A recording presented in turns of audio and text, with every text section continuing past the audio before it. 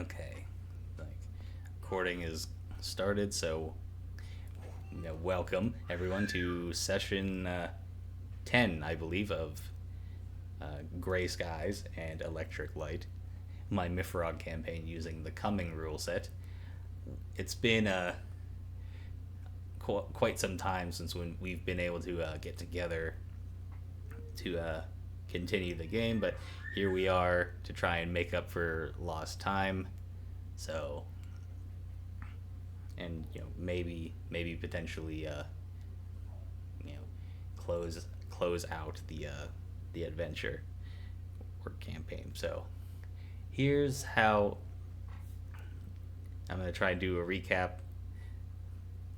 and see if I can remember just about what happened. I may miss a few details. It's been a while and I've been a bit busy, so I haven't been able to kind of review as much as I would have liked. But without further ado, here's the recap. So the party had acquired a van from one of Danny's connections, and they were looking to take advantage of a weak link in the chain of the Kerr family, who worked at one of the hospitals in Unity City. So they took their van, made their way to the hospital, and they sent Danny in to infiltrate by getting admitted to the hospital under a fake name, I believe. And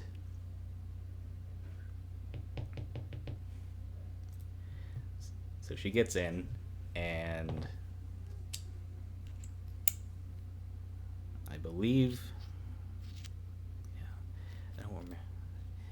See, it's still a little fuzzy to me, but after a while, a security guard comes to talk to the party, the rest of the party who's still in the van, and Soleil is able to kind of convince the man to join their side. So this is a guy by the name of Jonathan Stevens, and what's that? Hector went off to talk to a man who thought that the van was a competing prostitution service, I guess. So he's currently not with the party. Not really sure what's gone on with him, but anyway, after a while, I think it was Ronald, Officer Springs, went in to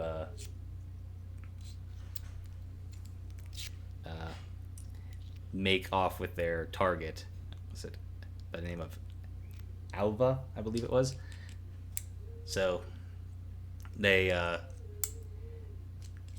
can't exactly remember the whole deals, but they do manage to make it out of the hospital with Alva in tow. So they all piled into the van and then departed to continue on with their mission, which I don't exactly remember what exactly their plan of their whole plan of action was, but we will figure that out. We will figure that out, like right now. So obviously, Stacy is not here, so I will be controlling Danny as well as Jonathan. So we'll just work our way clockwise. So we'll start with Soleil. What is Soleil doing? I don't remember. I believe like I can't remember. Is Soleil driving or is it Ronald? I can't remember. I think Ronald was driving. Now, what I can't remember is, were we being pursued or no?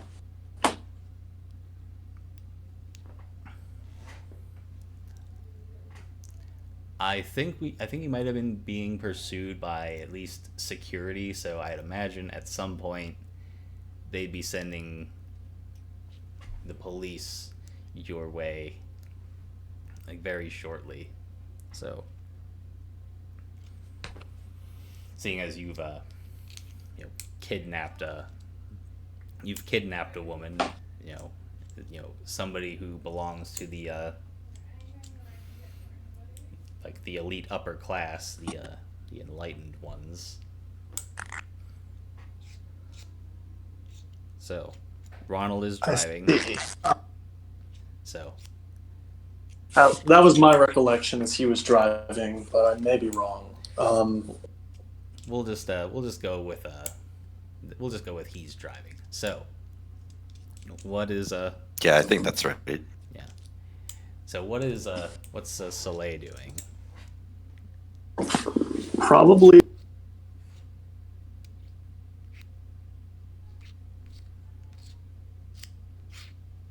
You kind of cut out, so I can't really hear what you're saying.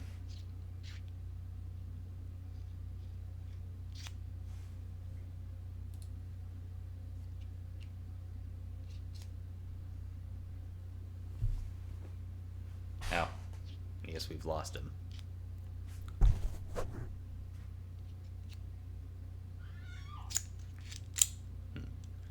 Still can't hear you for some reason. Can you hear me?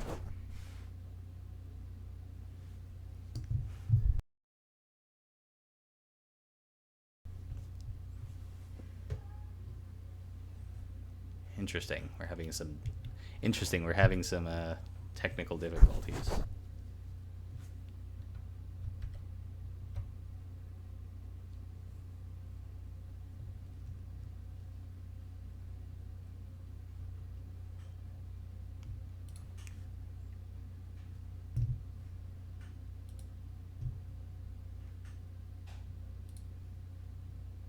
I think he might be having internet troubles. Wouldn't be MYFAROG without a little bit of technical certainly. difficulties. Okay. Do you remember what our plan was? I can hear you guys now. Okay. Perfect. I don't remember. It was either one of two things. You were either going to basically go gung-ho and storm the Citadel, or find some way to or just kind of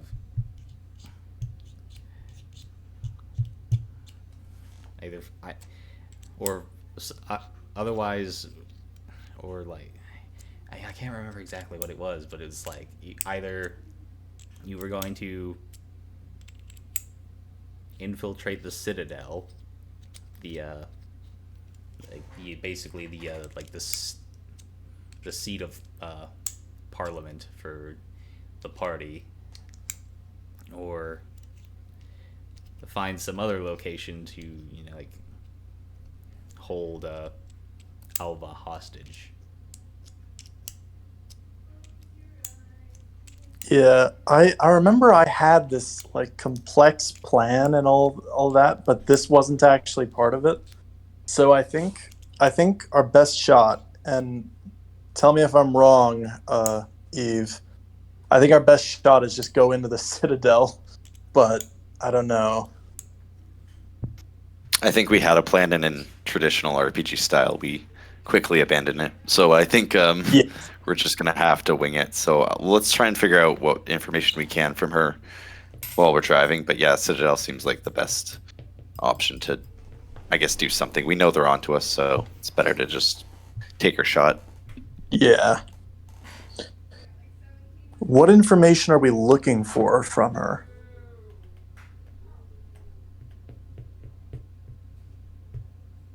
If there's anything additional from the families that she has that she can provide us with as far as evidence or anything else, or even if she has any sort of entrances or additional information about the Citadel that we're unaware of. All right. Yeah, that makes sense. So I'll be probably in the back of the van with the hostage, Alda, and just start um, doing routine like questions. Starting off with just what's your name, occupation, where do you live, etc. Um, just to figure out, just to establish a rapport, and then, well, a rapport, or at least as much as you can have that when you're just, in a high speed chase. And then I'll move on to questions like, what do you know about the Citadel? Okay, so what you get out of her is you've she confirms her identity. Her name is Alva, and she belongs to the Kerr family, like the same family that your late companion Charlotte was a part of. She works for the Ministry of Health, but she works as a doctor of neurology at Hospital 6, kind of as a both as a doctor and also just kind of as a field agent or an informant.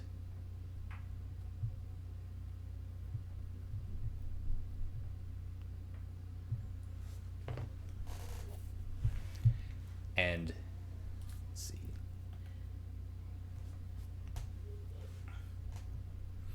As far as the Citadel, all she really tells you is anything like pretty much like the whole of like the party's function or operations is contained within the walls of the Citadel, like including all like the different ministries, all the way to the actual like parliament, which is at the very top.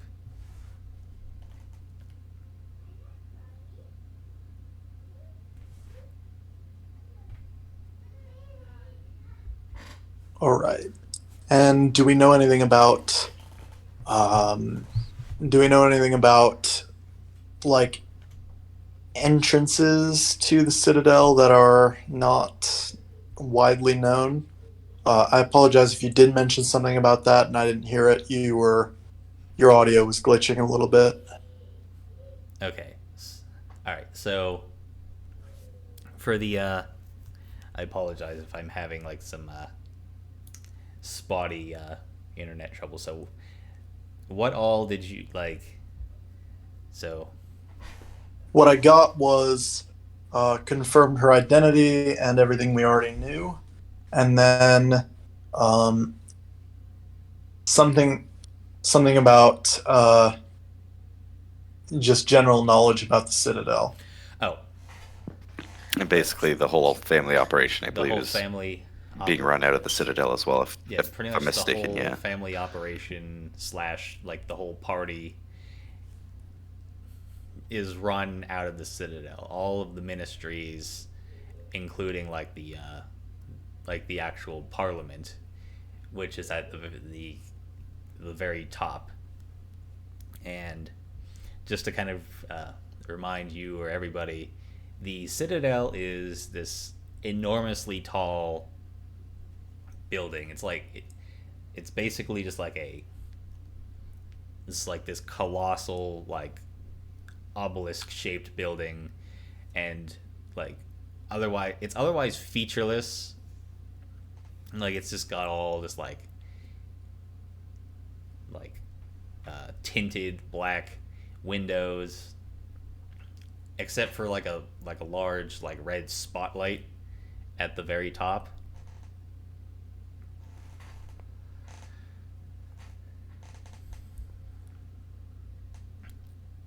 And you wanted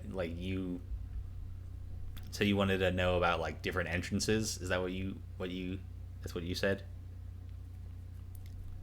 Yeah, entrances. Um,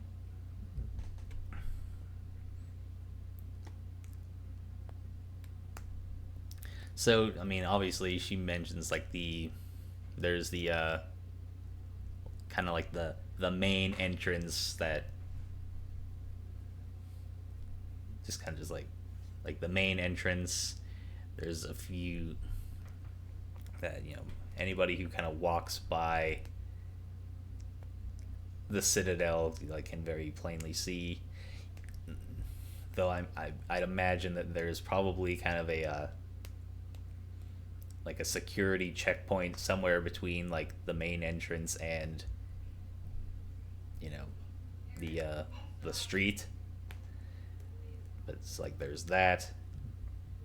There's probably a couple of like kind of a like receiving areas somewhere in the around the complex.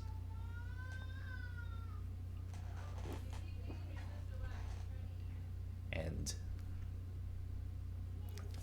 that's all she really she gives you are just like generally the main entrance, like the main official entrance, and whatever like freight receiving areas.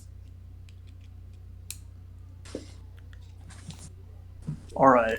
I think I have a plan here. And I completely stole it from a novel I won't say the name of on YouTube. So the idea is I have a feeling I know what it figure is, out but if there's I like won't something. humor you about that either. But continue. It's specifically it's specifically the one that happens to contain an infiltration of a congressional building. And anyway, the plan is basically we find out if there's a checkpoint in like the entrance where people might have badges scanned to get in, and we acquire badges, we get in, and we knock some people off, I guess. All right. What do you think about that, Eve? It's a good plan. The front entrance might be the most guarded, though. I'm wondering if we do roll in one of the delivery sides. We could probably use the security guy we have and see if we could bluff our way in. That's the other option. But The problem is, I'm good either way. if this building is as big as we're being led to believe it is, and I'm sure it is, It's about then just looking at my notes. It's about 6,000 foot tall. Like it's like twice as tall as like the world's tallest building as of July of 2023. So yeah. So going on basic like knowing how things generally work, I'm gonna make an educated guess that the people we want to knock off are on the top floors. So we have the problem of getting from the ground floor to the top floors. And the way I see it, we're not going to fight our way up the whole way. That's just dumb.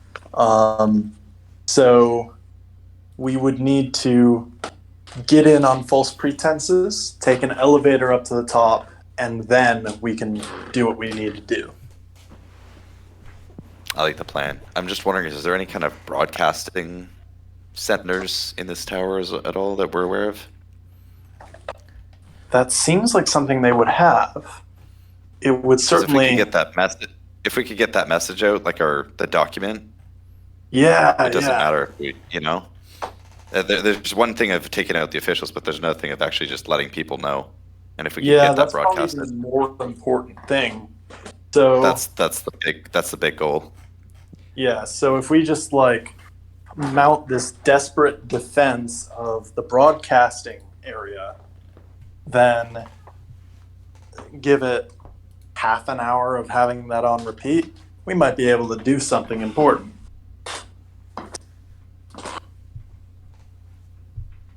I think Ronald's going to be smiling and a little more at ease as he's driving, knowing that we actually have a decent plan kind of set out. It might not go well, but we'll do our best. And, well, we do have. What we could do is just have Jonathan, the security guard, stay in the van with our hostage. And if things go. And then, like, drive, like, way far away. And if things go bad, call us, or we call him. And, two simultaneous standoffs now instead of one. Two is better than one. Might work. How do you feel about that, Jonathan? So I'm gonna this is in character for Jonathan. So he's saying, so you want me to go in to the Citadel with her, that's like Alva, and hold her hostage, and what are you guys doing again? So we found this document that basically it's like some protocol for how the government does things, like how it's run. And we figure if we transmit that, if we broadcast that to everyone in Unity City, we can cause massive unrest, and hopefully that does something good. Okay. I understand that. I all right, I get that. So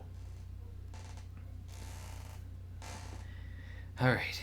He kind of takes a, Wait, actually, it's better. It may be better to have the hostage with us, so that our section of the building doesn't just get like gassed. I mean, she doesn't really have a choice if she's coming with us or not. She's going to do what we need to, and I think it's probably better that we have her with us. But Jonathan, it's up to you how far you want to go. You're kind of roped into this, and it's not right of us to keep you on this mission with us if you have second thoughts. Yeah, if you well, you truly you truly don't want to be part of this, you can take the keys, you can drive off, you can say we held you at gunpoint. You've done a lot for us so far, so I mean, I feel thank like you for that. if I've gotten this far, they'd probably kill me either way. So I feel like I'm kind of in it for the long run, for however long that is. All right. If that's the case, do we want to time skip until we get to like the parking lot and we can enact the plan? Assuming that nothing goes wrong with her driving there, yeah, we can. Wherever Jeremy wants if to drop nothing goes off. wrong, I just said I'm not the myth master here. Okay, so let's see. I'm gonna say like it's probably gonna take you about maybe an hour or so till you get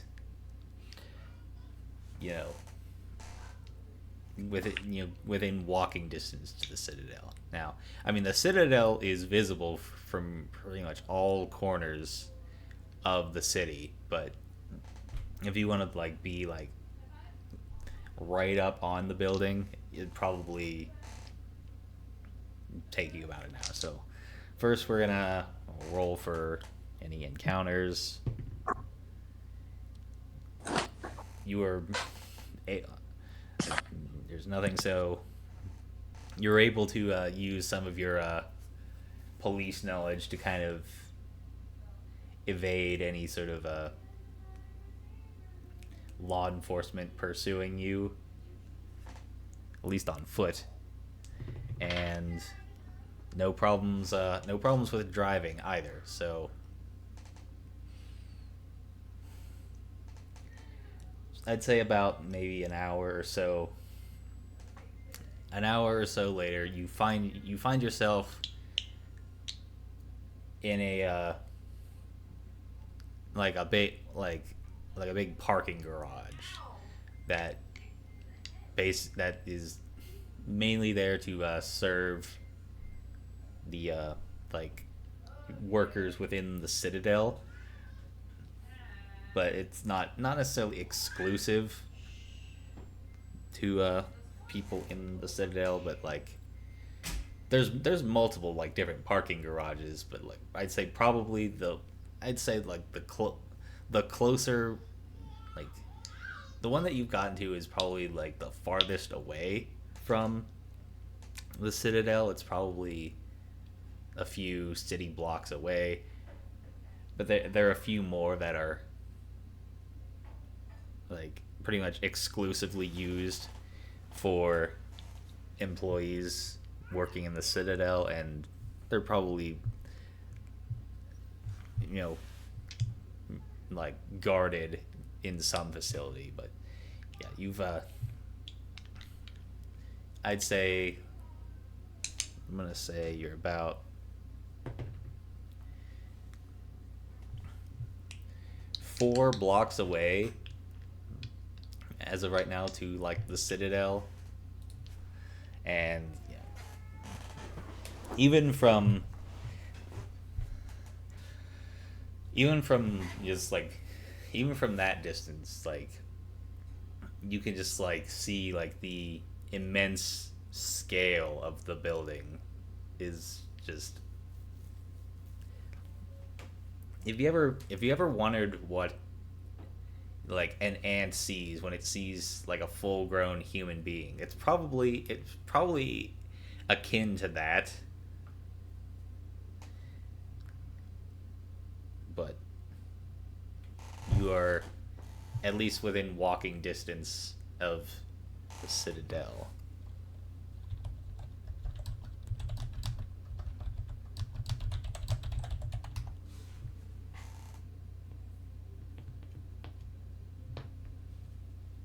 So I guess my first thought would be to park this van somewhere, and figure out if there's a place where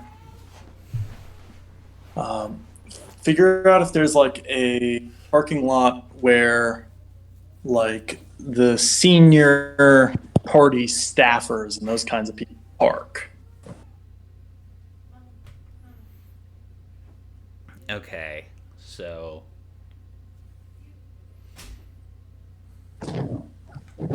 you want to find out like where like the real heads of the state, like that's like where they park usually. Not necessarily them, but more like the people who work with those people, like the secretaries and the aides, the like assistants to these people.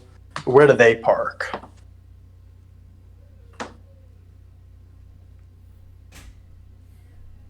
Okay.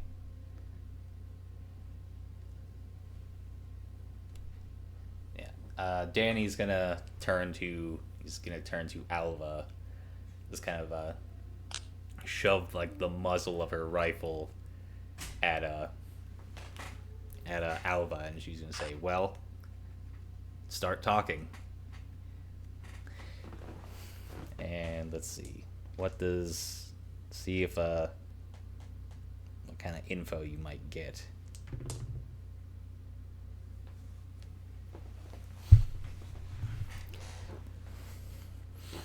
Let's see. So, Alva... Alva's... Alva herself isn't entirely certain, but she kind of has that if she were to like guess, it would probably be in some of like the closer the one of the garages that is closer to the building. Now there is like within kind of like the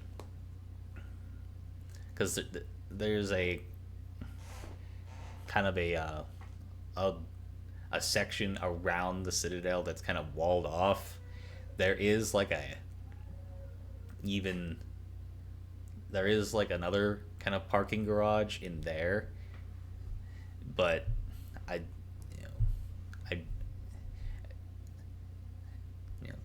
probably like anybody who is of absolutely great importance is probably parked within the walls, and somebody who's not necessarily anybody who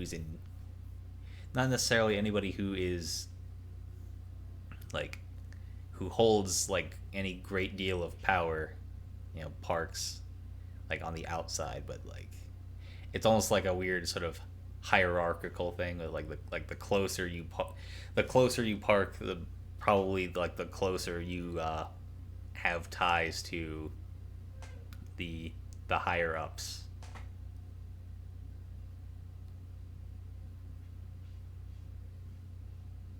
All right, so what I would do is look for anyone who's like parking right at the moment, and just like as they get out of the car, if I'm able to find anyone who is, am I? Let's see. Let's roll for random encounter. Let's see.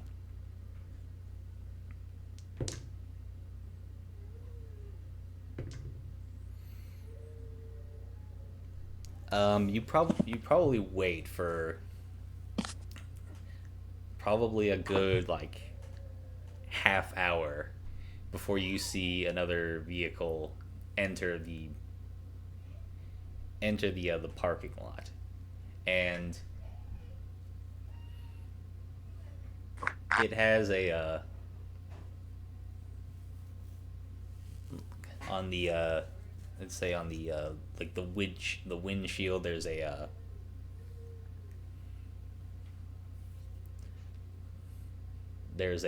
like a little sticker with a barcode and probably like the crest of the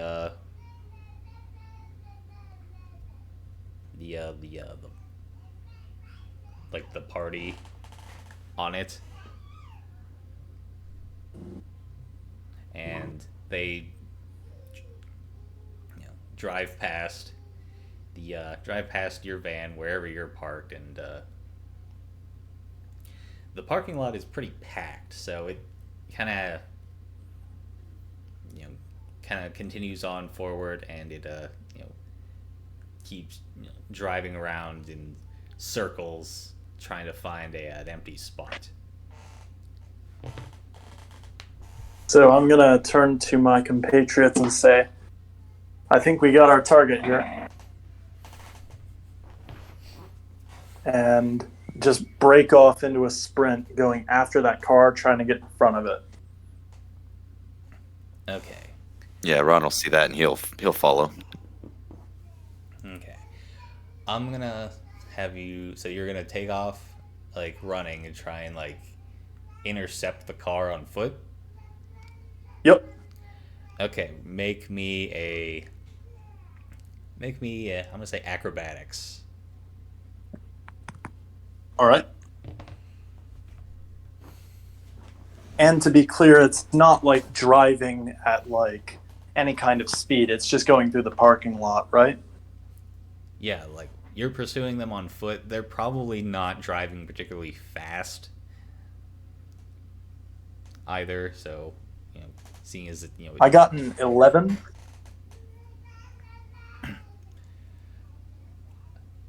um, I'm gonna say, that's a semi-success. So you see like the car and make a turn around a corner. You see some you see like that the section that it's going to enter is separated by like a concrete barrier that's probably about chest high. So you climb over that barrier, jump over like a couple uh, cars and run out in front of the car. But the person driving the car, you kind of catch them by surprise, and you get hit by the car. Oh no. Let me see. Let me pull up. They're not going. They're not going particularly fast, I would say, but I think I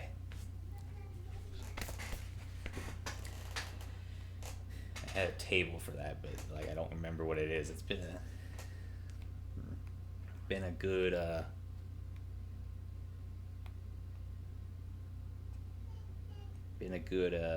minute since I've been able to take a. Okay, so you actually don't take any damage, but I'm gonna say you are knocked off your feet, so you're prone. All right. And do they like? Does the person driving stop after that, or Yeah. do they just keep going? Yeah. Once they once you get hit, they like slam on the brakes, and they come into park, and the person you know gets out of the car. As soon as they get out, revolver out, pointed at them. Stay right there. Yeah, so like the person was just like about to like give you like a good tongue lashing, but now they're met with a revolver Yeah. trained in their direction. Like they just like hands go up, and Back in the car. Back in the car. All right. okay, Get in the okay, back. okay. You got an ID to get into that building? Why do you need my ID? That's none of your business. And if you don't give it to me, I'll find it. Roll social skills. Oh no. I got a natural one. And it's modified by nothing. So just one. Um.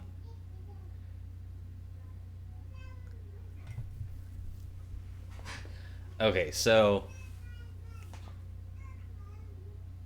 the person the person that you tried pulled over.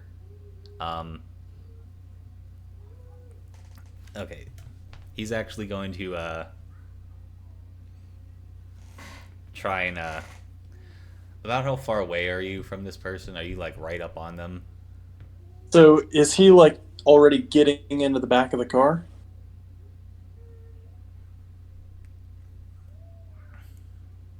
Um, I would say like you have. I'm gonna say like you probably like they're probably making their way to the back of the car. Then yeah, I'm right there, um, gun up against his back. Um,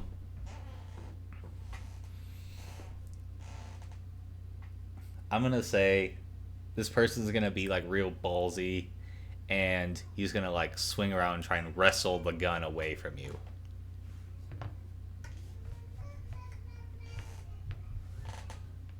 Maybe not the Um, smartest idea from them, which I believe. Let's see. What is the? Where's my book?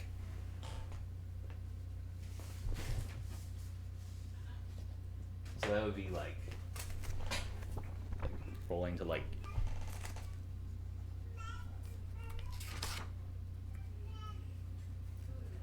rolling. There's a rule for like trying to disarm a target. Oh yeah, I literally just came to that table. So let's see.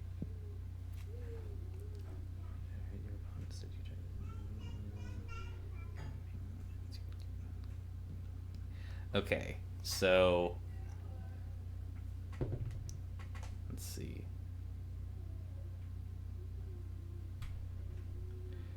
Um,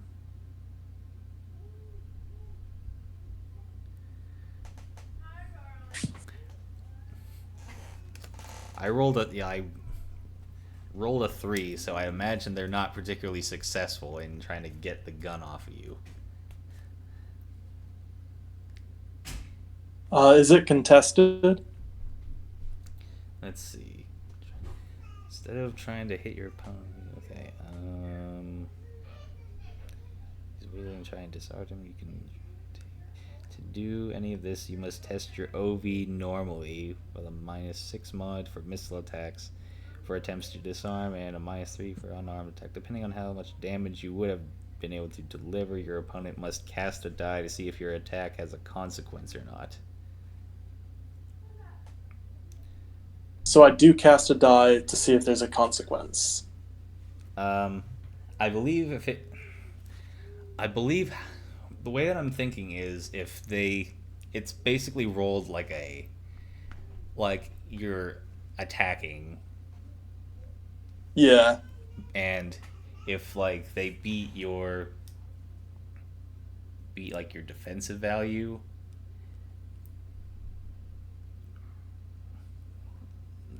like your defensive value, then it would be a success, or maybe a because there's a table on like if there's a consequence. But I rolled a 3, so that's not gonna do shit. So Okay. Yeah. In that case, I'm actually going to. Is it possible for me to just bodily pull the guy into the car? um, I would say I think that'd probably be like kind of like wrestling. Now I literally just closed my Yeah, that'd be grappling. grappling or wrestling or I literally just closed my book. Now I gotta I find think the page. wrestling's on 66. Yeah, page 66 is 66. wrestling. Yeah, so it would be just a grab, hold on, attack with a attacker's size, defender's size, is EV. Instead of character must have both. The character must have both his hands free to try this. But let's see. I suppose you. Oh yeah, I don't have my hands.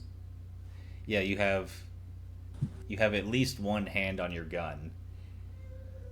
But I suppose Yeah, I suppose probably both because I'm like trained and stuff. yeah.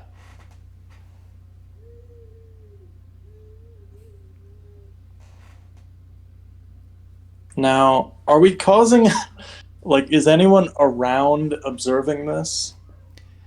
I'd Because it would imagine be hard to miss. I would imagine there's probably cameras and there's probably like some form of like security.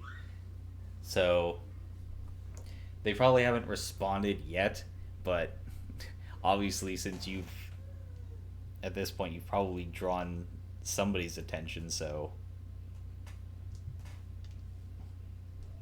if you want to do something you probably want to act sooner rather than Right, later. he's getting a bullet to the head. Can I roll that? uh yeah. All right. Um, so I've got. Let's see. I'm just looking for my modifier. Okay, so I have +3 to this, and I rolled a 9. Oh my gosh, 9 in total. 9 in total. I'm gonna say you probably don't. You're probably, yeah. You're probably going to just. It's probably just gonna go like. You're just gonna miss. I'll say that much. All right. So it's probably you probably just Uh, like went to just like put a bullet like right into the side of the head, but I'm gonna say like the probably like you either like in kind of like the scuffle, like the muzzle of your revolver probably like slips off their head, and then it's just like right before like you pull the trigger. yeah. But I'm still gonna let's see. I'm going to have you roll shock though, because one it's a you fired a gun like right by this person's like ear probably, and also it's in a pretty enclosed space, so like it's gonna be like particularly loud. Yeah.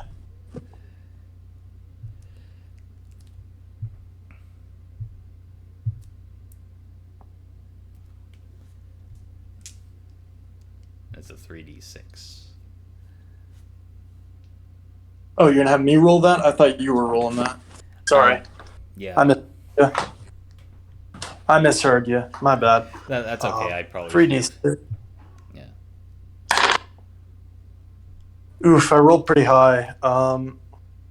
That's 14, which is nothing. Yeah, it doesn't. Yeah, they're not gonna be They're not gonna be stunned, but they are probably gonna start like screaming bloody murder. Like Yeah.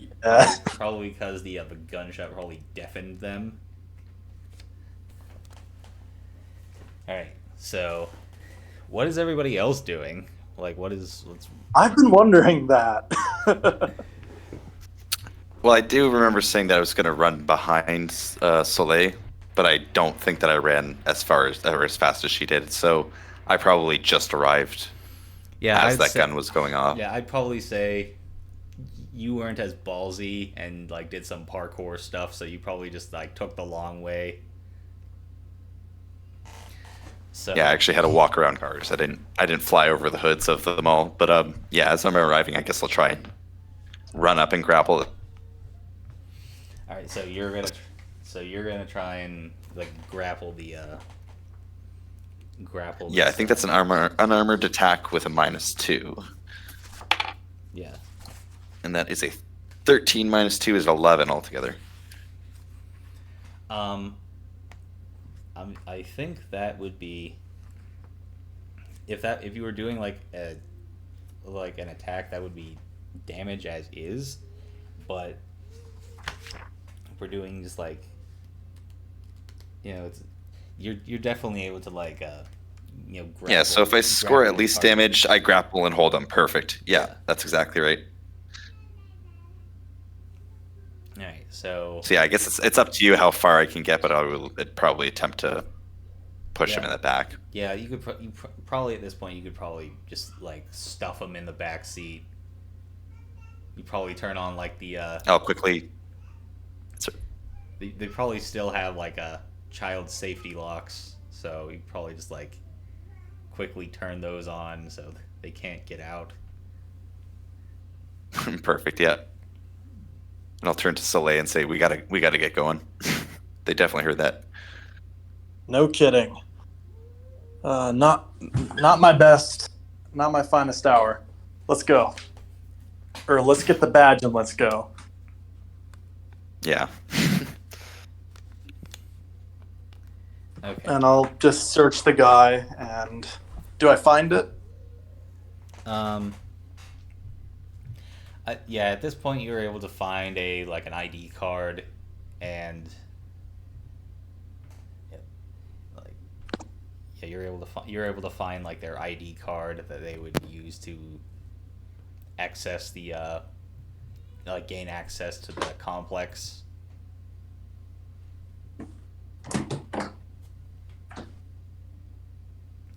All right. Can I? Is there like a picture on the ID card of the guy? Um. Yeah, I would imagine there would be like an ID card along with like a name and uh, what ministry they worked for, and like what other kinds of like kind of security clearances they might have. What ministry would that be, by the way? Let me find that out for you.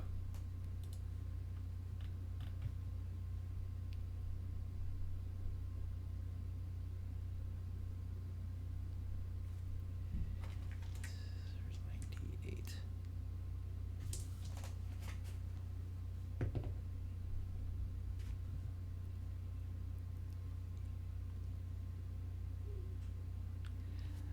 This person works for the Ministry of Agriculture. So, like anything relating to like the food supply chain. All right. Hopefully, there aren't additional checkpoints within the building because we're going to need to. Because I don't think like propaganda falls under the Ministry of Agriculture. I think that's the Ministry of Truth, wasn't it? Or am I thinking in 1984? It would definitely be like the Ministry of the Truth. That's one of the Yeah. ministries. Um, So kind of like as so grab that. yeah, you grab that and And then who of us looks most like this guy on the picture? who looks most like that guy? Let's see. Let's roll. We'll roll a d4.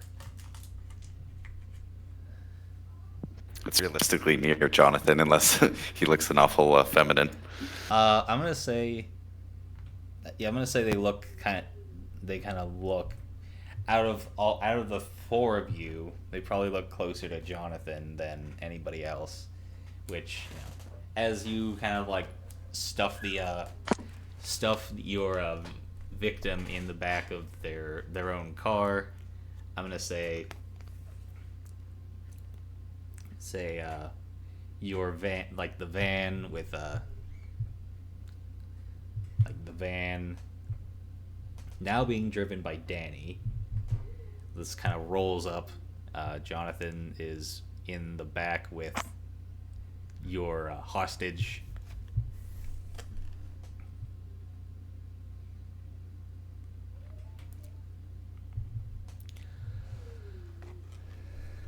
And yeah, I'm gonna say, Jonathan's gonna pull up. Just like, you find a guy. Yeah, we found him. In fact, you're going to have to be our stand-in for him. So, yeah, he kind of looks like you, doesn't he? And I'll show him the card. He kind of like takes a look at the card and he's just like, I guess it's close enough. In fact, you know this guy? I'm kidding. Anyway, let's get parked and get in there. I'm thinking if myself and Ronald change back into our police uniforms, then you could get us in there on the pretext that we are investigating something related to the Ministry of Agriculture. And Danny's just a plainclothes detective, and we need to see some documentation in the Ministry of Agriculture. Do you think that'd work? So you want to go in there under the pretext that you're like a detective, like performing some sort of investigation. Yep. Okay. I mean, I could certainly see that, because so yeah, what's it? Oh yeah, like Jonathan is just like, he nods and he's like, well, I think that'll work. Well, I mean, it's gotta work. So All right. So I'll get into the van and start changing back into my uniform, and make sure I still have my badge and everything.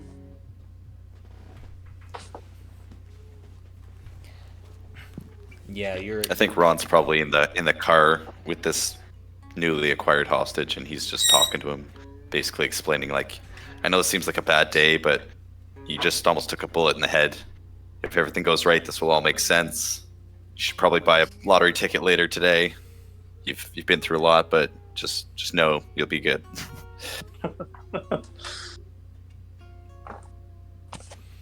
Yeah, the guy's just kind of cowering. He's I'd say, even though you didn't stun him, he's probably like basically kind of catatonic at this point. In a way.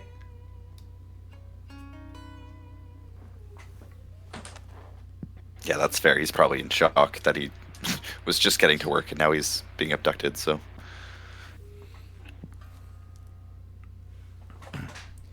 Okay. Officer Springs, get into your uniform. We need to move. All right. Yeah, I can watch probably the just hostage. switch. Yeah, Hey, what's I'll your quickly name, go and sir? change. Oh wait, I know your name. And then what is the guy's name that we just abducted? Ah, crap. I gotta figure that out. Is he an organ donor? What's his blood type? Don't answer that. Thank you, Mythmaster, for looking up a name for us. Typo negative.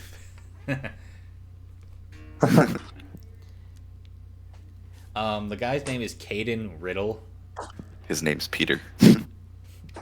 Caden spelled Kaedyn.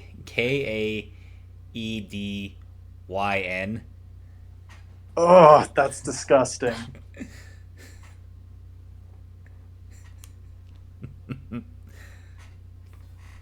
Maybe you should have shot him, but made his life a little bit easier, my lord. I'm just kidding. That's actually not the worst name, but I personally don't like that. So, if there's a Caden listening, I'm sorry. Yeah, the one guy watching this is Caden, spelled that way. It's like the one. I'm sorry, dude. I'm sorry. The one dislike.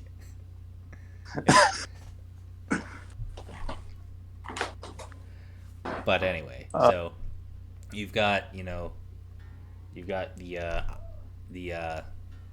ID card and security card, or badge rather, of your victim, and Jonathan is going to be your stand-in for him. Yep. And in fact, I think if we're going to be bringing at least Alba Care into the building as a hostage. Yeah. Shouldn't we just bring this other guy, Caden? Um, like while we're at it, in fact, uh, we we could even theoretically have just give him his own card and just that seems like a bad idea though. On some level. I mean, we're also relying that he's not going to get recognized by anyone in the building, and that he's not going to make a scene for us. But All right, yeah, we can just leave him in the car then. Okay. So, as you're kind of, like mulling over your kind of your plans, like you're doing that all as you are getting back into your police uniforms. Yep. You know, everybody's in the back of the everybody except for Mr. Riddle is still like trapped in the back of his own car. But yeah, so you get back into your uniforms, and so I'd imagine you're probably just about ready to roll out whenever you're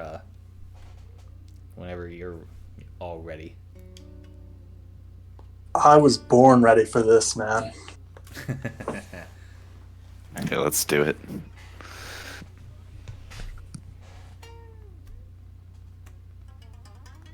Okay, so as I said before, the parking lot that you're in, it's about 4 city blocks away. So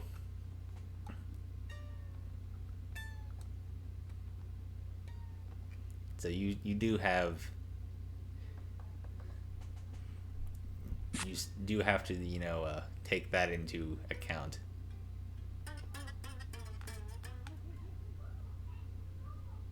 Well, let's hoof it, I guess. Why hoof it? Why hoof it when we have a van? Well, what are we gonna do? Like park illegally right in front of the building? I mean, think of it this way. What we're basically doing is basically a suicide mission. Yeah, but we don't want to cause a disturbance right when we're getting in. We want to cause the disturbance after we've gotten in. This is true. I'm speaking as Jonathan, by the way. Yeah, I figured. So, just wanted to clarify for you guys and the listeners. So, but yeah. Okay, so if we don't, so yeah. Now I'm thinking about, yeah, we don't want to make the scene just yet. So yeah, let's we'll just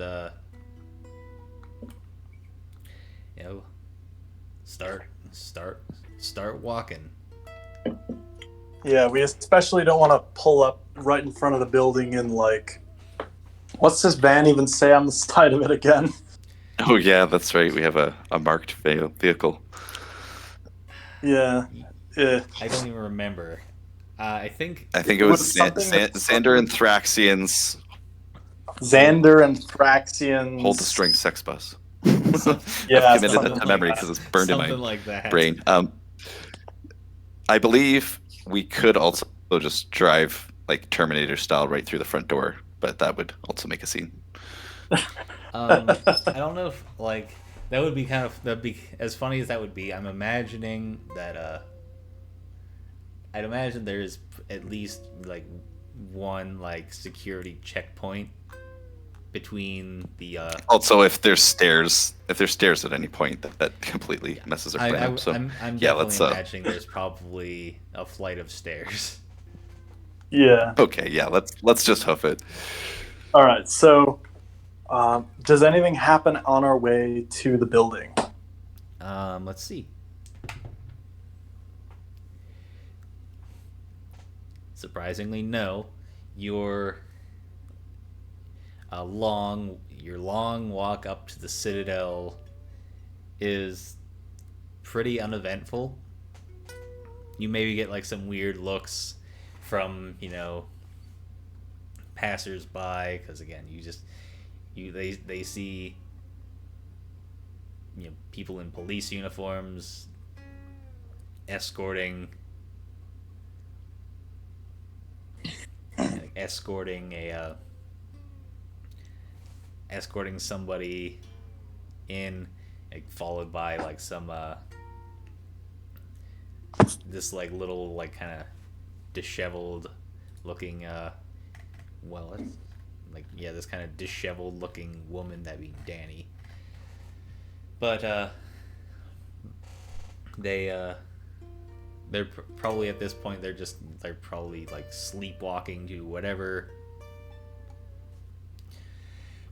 job or whatever surrogate activity that they have. So they probably don't have too much time to kind of ask questions. So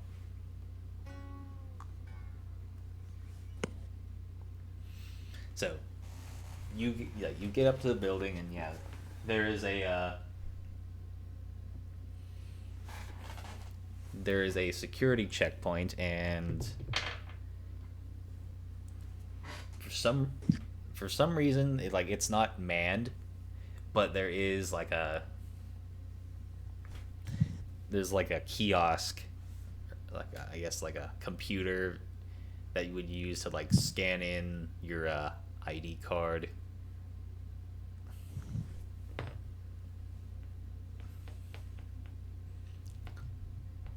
So, seeing as Jonathan is our stand-in, he scans in his ID card, like a little kind of a little like kind of like a little camera, kind of like it like kind of takes like his picture, and sure enough, like it it passes, and you are like the guy was Jonathan looks so much like Mr. Riddle that you fooled the security camera, and you were allowed access.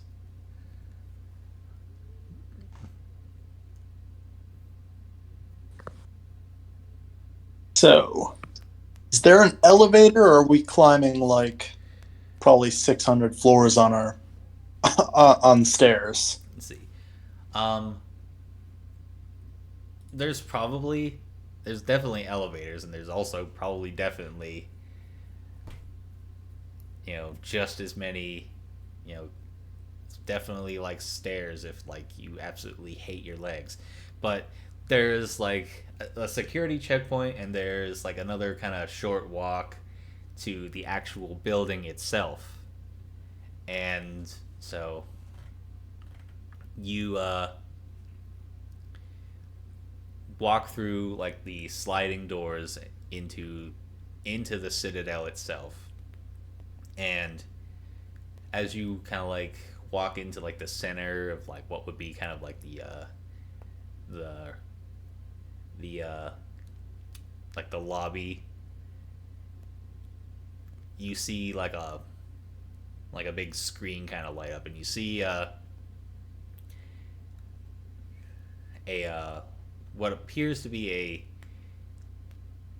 a female adjacent humanoid. That's what I will call it, appear on the screen, and it says in a almost like a kind of cold voice, is like, it's like, hello and welcome to the Citadel. Like, how can I help you today?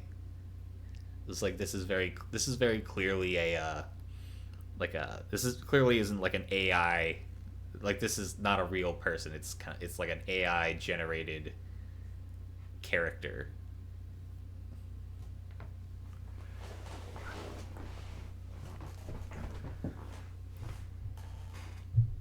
How do we phrase what exactly, like where exactly we need to go?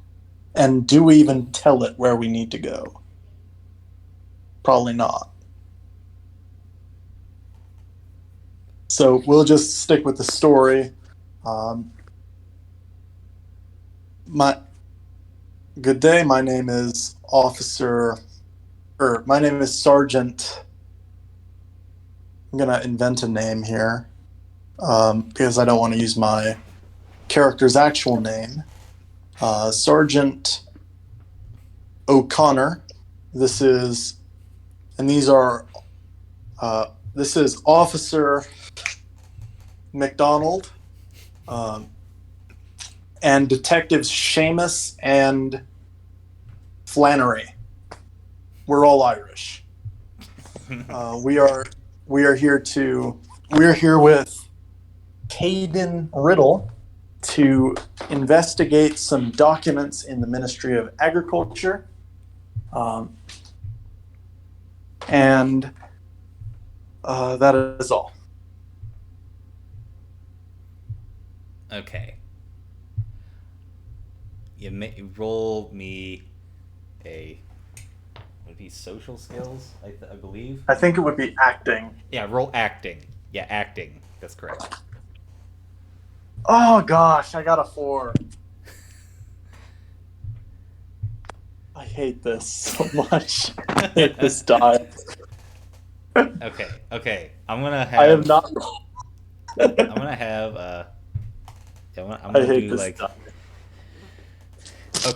Okay. Let's have. Let's have everybody else make acting checks. Just.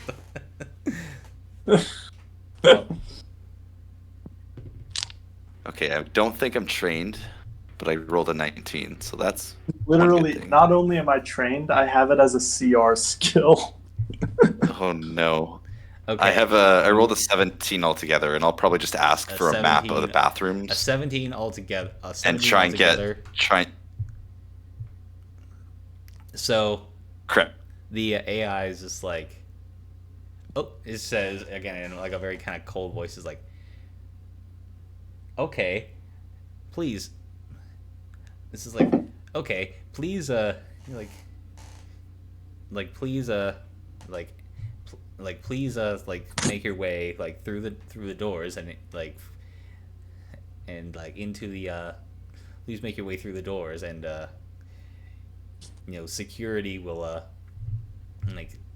security will allow will show you to where you need to go. Thanks, and he'll just kind of walk away and be like, "Shit." All right. So yeah. The after a while, like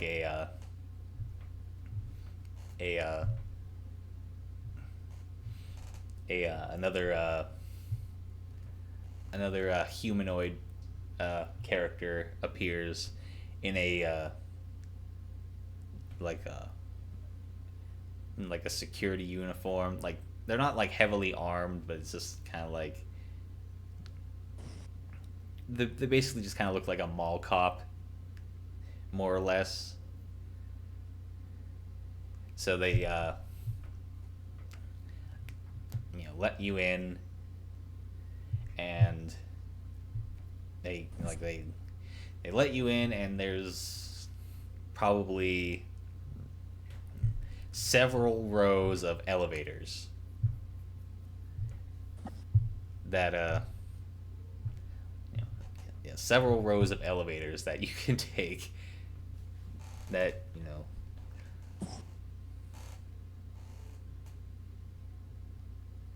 there's probably about maybe like, you can see at least 10 on one wall that's like directly in front of you. Sir, and I'll talk to the security officer. Is it possible we could get a map of the building? It would really help, and I'll Ron's try gonna to interject with his do it in like a dumb comradely way of like, you're a mall cop, I'm a cop. Let's help each other out, Okay. So yeah, the guy's just gives you kind of a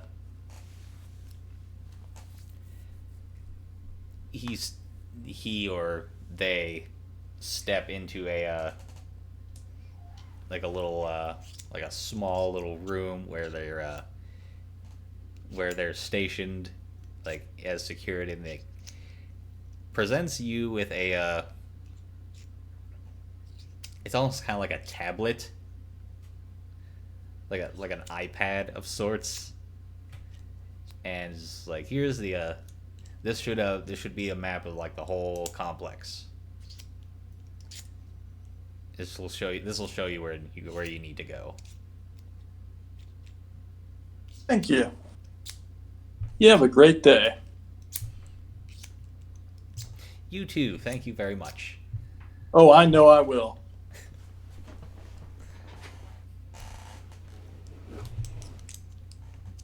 Okay. And the security officer, it's a they, not step back into their little office, whatever you call it, and just resumes just probably scrolling on their phone or something.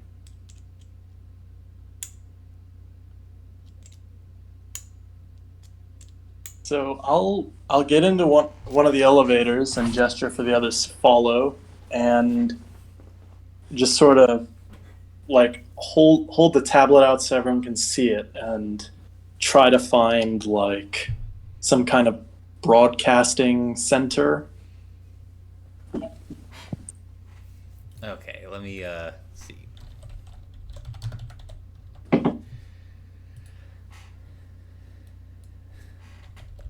Let's see. So you're looking for a broadcasting center, and it shows you like kind of a like one screen just kind of shows you a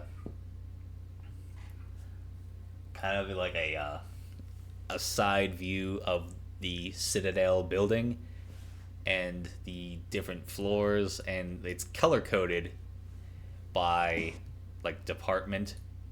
Or you find out that the building has 500 floors, and the area that you're looking at is on about floor 263. I had to like find like a random number generator to get that number. All right. Well, let's press that button or put in that combination or whatever needs to be done. Because I imagine it probably doesn't have 500 buttons in the elevator. Yeah, it's probably like a key. There's like a keypad, and so yeah, you put in your number, and you are pretty much rocketed up to that floor. It's probably like pressurized so that like your ears don't like explode. Yeah. So yeah, you make you're rocketed up to your floor of rocketed up to your destination within probably a few seconds, and at first it just kind of opens up. It just kind of looks like you're, I guess, probably just like your normal office building. It probably opens up to like the like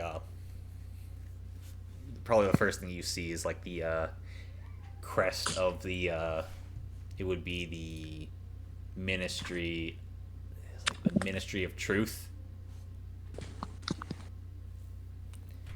And so you probably step out, and yeah, it just looks like a very unassuming, just like office space.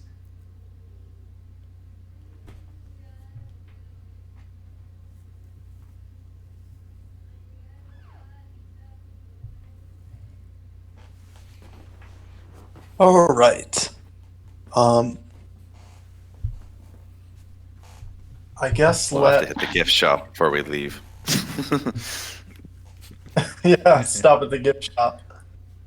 Um, I guess let's just find that broadcast center.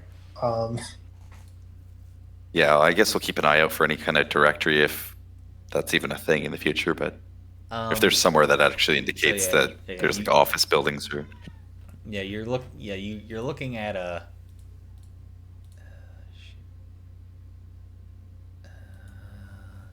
It's something else. Yeah, you find you're just looking at the your directory. You start off with a.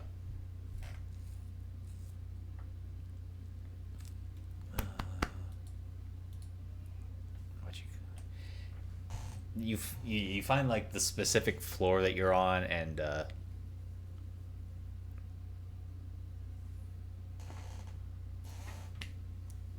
Like somewhere it's probably like in the on like in like one corner you see it's labeled broadcasting room.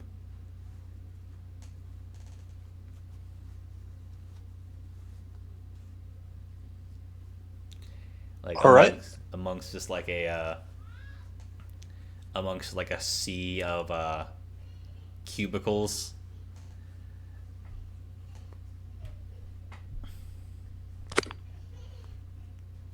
So if we open up that door, well, does it open? Is it locked? Um, yeah, you walk up to the door and you see it. You see like the like kind of like the classic sign, like the sign above it says on air, and it is lit up, and you try the door and it is locked.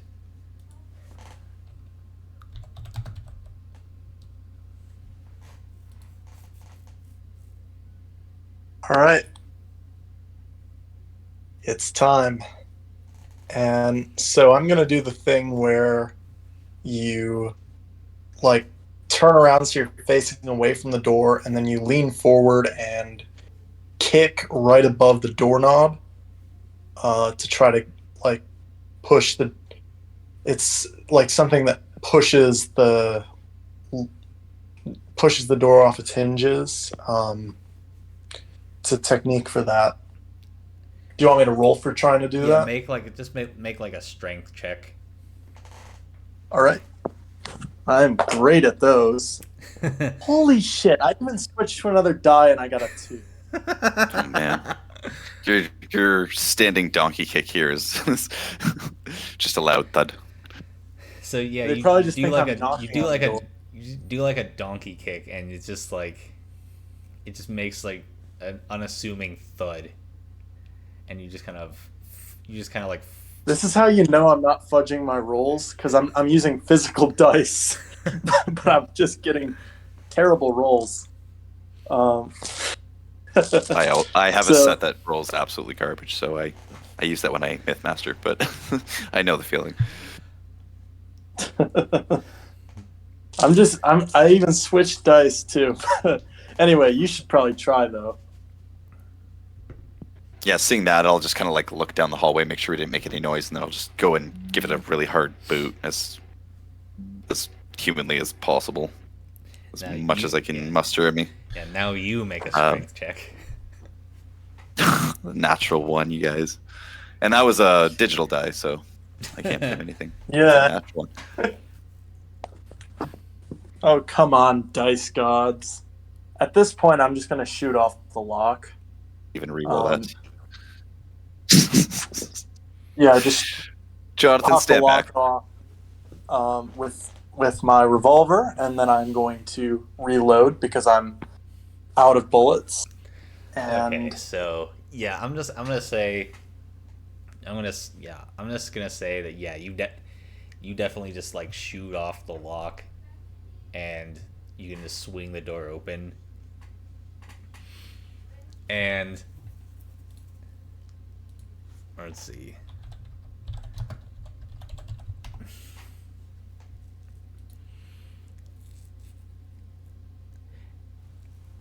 And on the other side, you see it's kind of like it's definitely like a, you know, some sort of broadcasting room, and the backdrop it looks kind of like a newsroom. The backdrop is, let's see, where's my freaking notes? Oh, the backdrop is something. It reads "The Truth Crusade," and sitting behind the desk is a very like a kind of like a short, very portly man, like slightly disheveled. Like has like a full beard and like some like kind of thinning hair.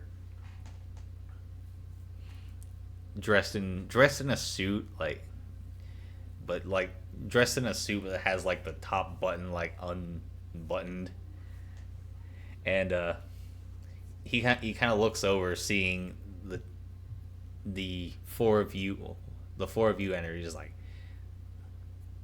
what the fuck is this? Out. Get out. Out of here. Come on. Like who let you guys in? We did. And then I will just sort of motion with the revolver, like out, you know?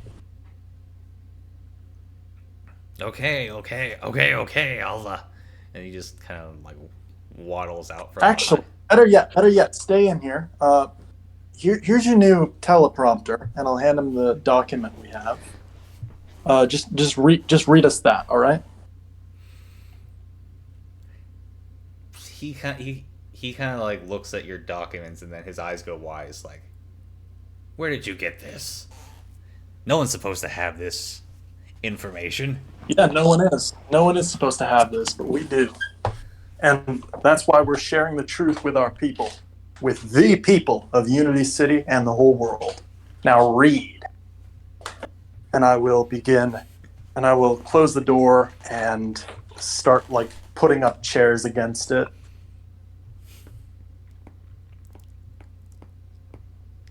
You may be on a crusade for truth, but we're starting an information for the war for Unity City to get these people the truth out there. Okay. So I'm gonna. Okay, so the guy is just like, the guy sits down at his desk, and he's like, he starts his broadcast. It's just like, greetings, fellow patriot. This is Alec Johns of thetruthcrusade.com. And we have some breaking news for you.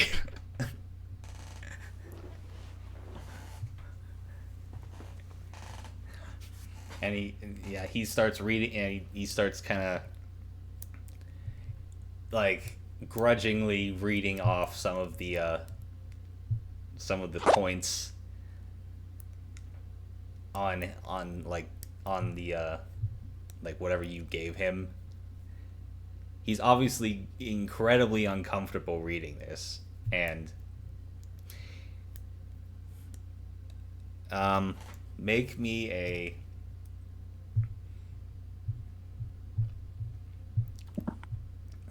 what would it be?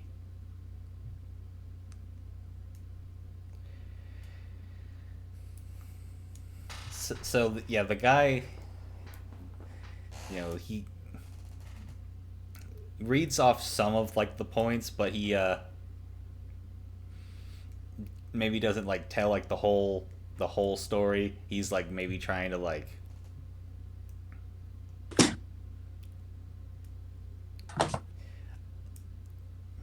try and like kind of deflect it in a different way, but Excuse me, Mr. Johns. It seems you left your oven on at home, and then I'll just like manhandle him out of his chair and sit down. Um, and all right, so Crusade for Truthers. Let's let, let's get back into this. Um, I'm your co-host. Um, I'm your co-host. Um, Nicholas Flores. No relation to any particular. No relation to any particular American person. And I'm just going to get into the report as we intended it. Sorry about the background noise, by the way. Motorcycles. That's fine. But continue on. I'm just going to get into the broadcast as we intended it. Like talking about these are the people who control the media and the government and the whole system and all of that. And presenting, just making the case as best I can with my, with my life flashing before my eyes as I do this. Okay, so And please tell me I don't have to make a roll. I'm gonna say you probably get maybe like halfway through your spiel before all the lights and like all the lights in the in the entire floor just like go out. Does the broadcasting equipment stop? It would seem so. But you probably did get like a great deal of information out. You probably got about you definitely got out how the raid at the Citadel was a massive psyop.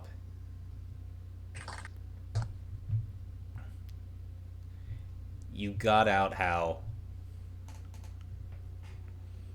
there's like a you got out how like the this is going off of like some of like the documents that were on Charlotte's flash drive about how basically the whole like environment is going to shit because the Department of the Environment has basically cut down so many trees that the oxygen levels have significantly decreased in lieu of making more green energy farms. You kind of started to go into like how I'd say you probably got like you're probably just about to start into like some about how like the Department of Health is like trying to create some developing strains of viruses when like the power gets cut.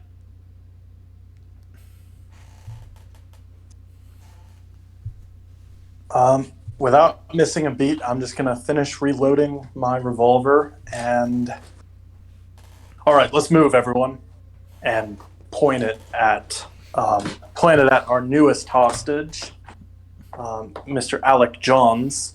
Yeah. And I'll just try to pretend I know what I'm doing. Remove my barricade from the door and swing the door open, gun drawn. Do I see anyone?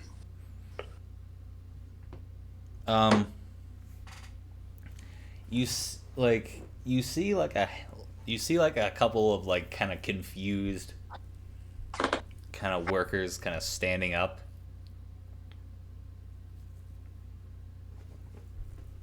just like standing up and kind of looking around, kind of like they have absolutely no idea what's going on. Everything's under control. Just looks like the power went out to this floor. Do you guys know if there's any other broadcasting stations on nearby floors? One of them, it kind of like starts to speak when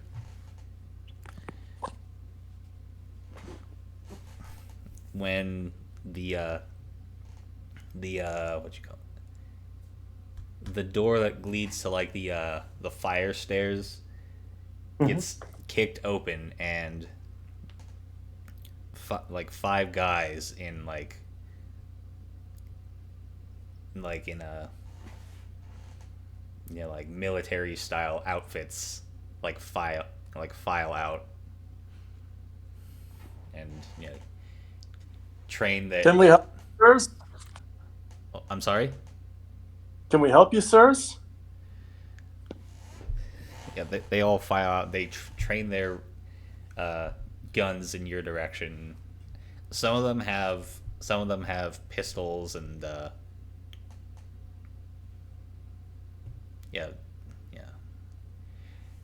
yeah, yeah. Some of them have pistols. One of them appears to have some sort of like a short-barreled rifle.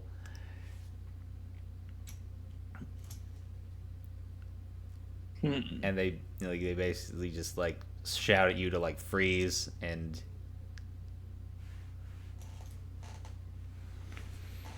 to surrender. Gonna push Alec Johns in front of us and take a pot shot at one of those guys. Okay. Yeah, roll your attack. All right. Finally, a good roll. Okay, that's gonna be a 16 to hit. Let me see here.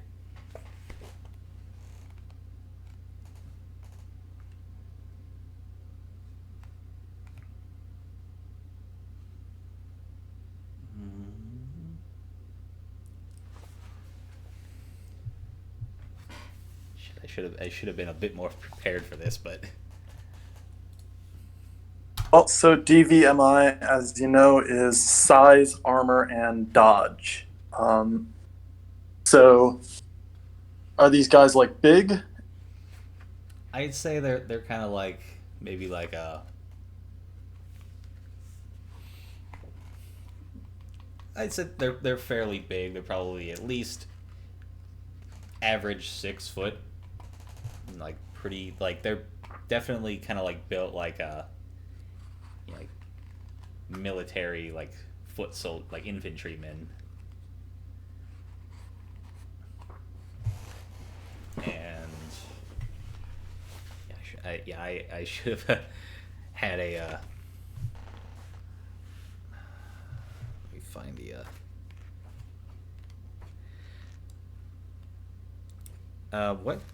what caliber is your revolver chambered in? 38 special. 38 special.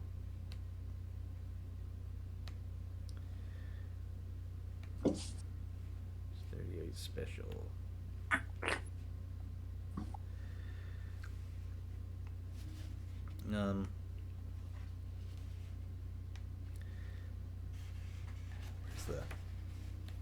Where's the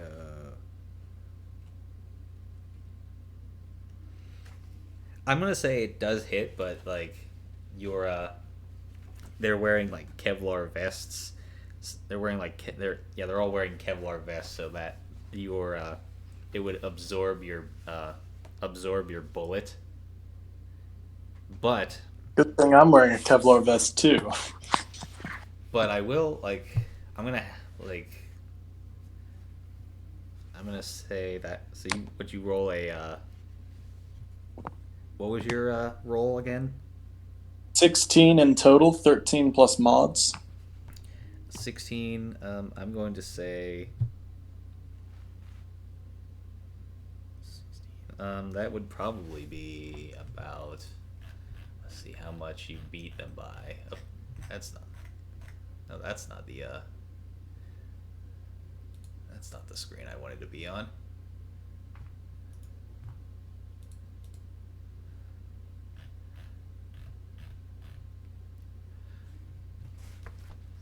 I'm gonna say that's damage. It would have been damage +1. Again, you don't do any damage, but I am gonna have you roll like shock. Okay. Do you want me to roll damage in part of determining that shock? Because shock, of course. Okay. Absolutely. All right. I, of course, roll minimum damage, but that's okay. So that's 2 damage, and then let me roll shock. So it's just going to be 3d6 minus 1. Yes. 3d6 minus 1. Ah, gosh. That's another... That's 13, so that's nothing. Yeah. So yeah, you fire. So yeah, you fire you fire your revolver at one of the at one of the five. You very clearly see that like you hit them, but they kind of like stumble backwards, but like it doesn't seem to have deterred them. So let me just pull up my notepad and we will roll initiatives.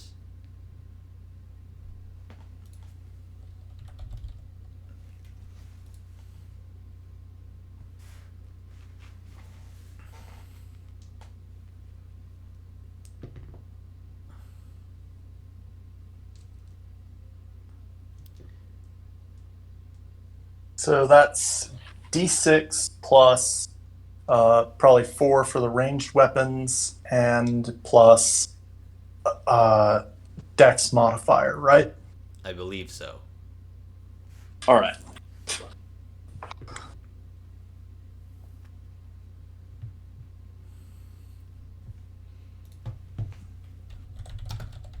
All right, let me know when you need mine. Okay.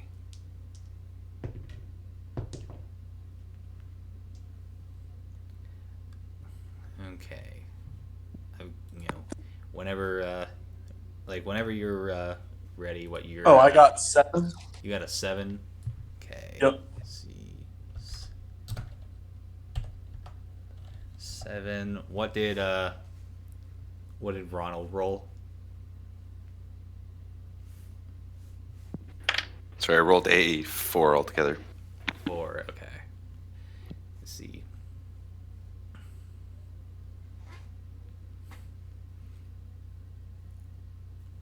And let's see. Danny rolled an 8.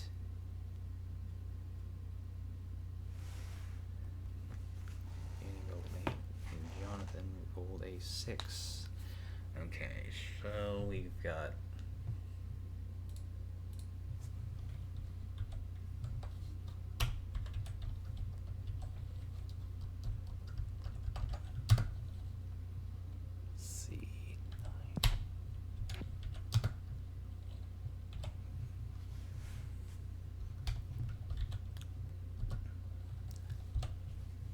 Bear with me, I'm just typing out everybody's initiatives.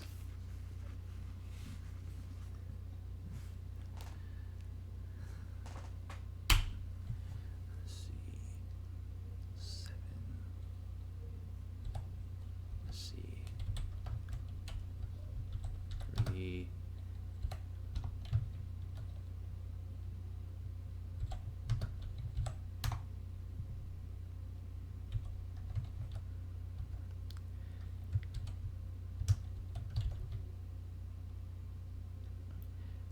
What did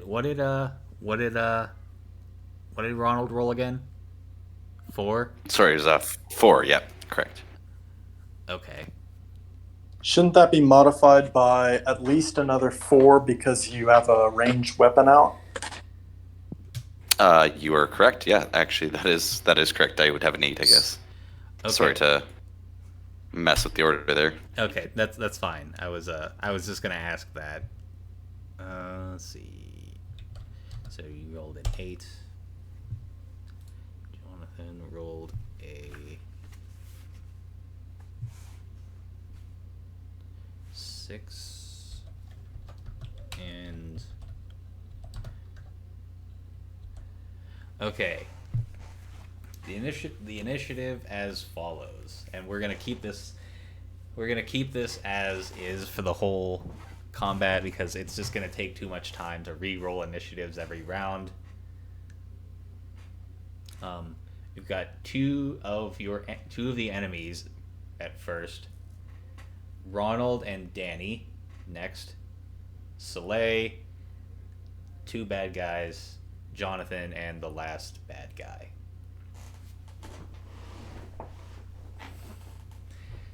So, first one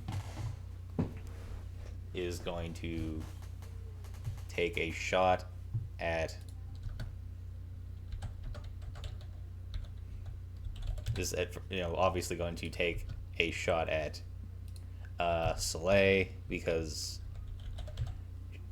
she opened fire first.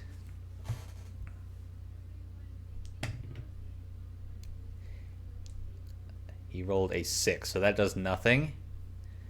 Second guy rolls a 12. What is your DVMI? As long as I can dodge, it is 17. Okay, so that does nothing either. So, now it's Ronald's turn. All right, I'm gonna take a, I guess, 4-shot burst down the hallway at whoever I can see. I guess 2 at one target, 2 at another target. So you're going to like shoot 4. You're gonna shoot 4 shots, like 2 at like each target. Correct. If I can do that, if that's something I can do. If not, that's definitely possible. It's just like we gotta take into account the recoil. There's recoil as well. Yep. So the first shot was a 19, but I have a laser sight, so that's a 21 to hit. There's no recoil on that shot. The second shot was a 17. That has a -2 to the recoil, but that also just cancels out, so that should be 17. The next shot is a -3. That's a 11. That shouldn't hit because that'll be lower than that.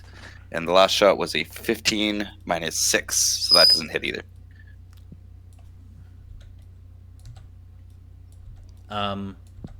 So it's a 21 and a 17. 21 and a 17. Both of those shots are going to hit. First one is going to be. I gotta find my. I just had. Oh, okay. I found it. 21. Let's see. 21. That is damage plus 6. And what was the other one? 17? 17. Yep. That's damage plus 1. Okay. So the first damage was 6, and then the next one was a 1. So that would be 7 and a 2, I think. Or no, that's not right. Damage plus. Hold on.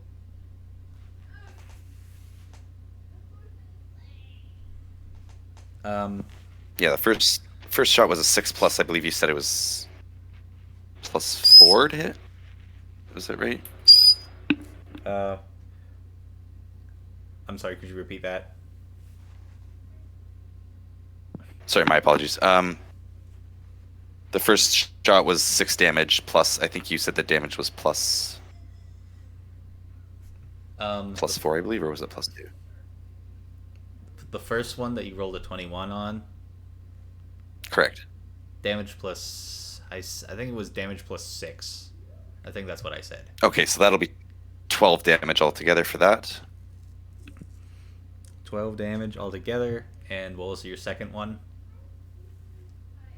And the second one was a 1 damage plus you said +1, so that's just 2 damage altogether. So was it 12 for the first one, right? Correct. Yep. And then another 2. What kind of weapon are you shooting them with? It's a 9mm auto pistol, so that's a D8, I believe. D8, and I gotta see if that.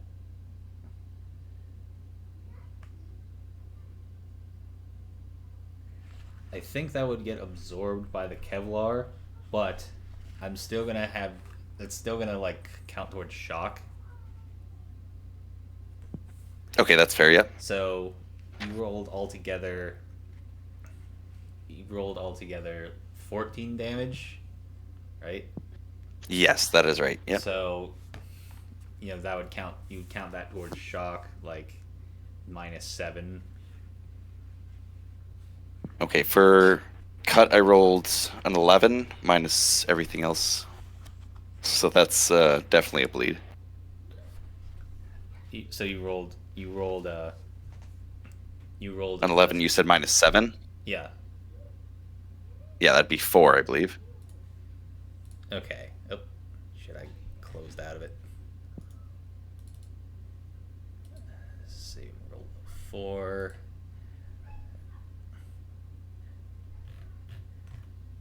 I gotta find out where's the shock. Where's the cut table? That's 4.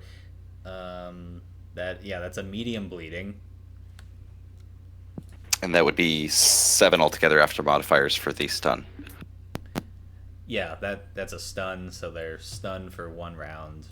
Let's say MBS.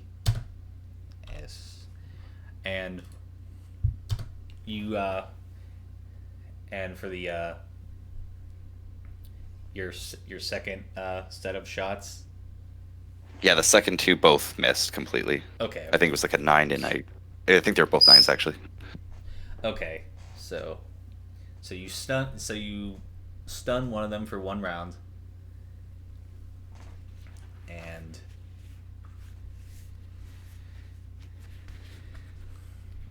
the other one, stun one of them for 1 round. You made him bleed. The other one, didn't hit, but that's fine. So, yeah, Danny is next. She has, it's like a M16 rifle, so she,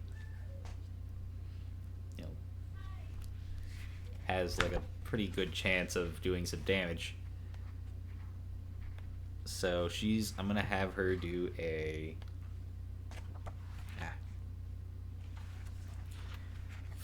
4-round burst at one of the targets,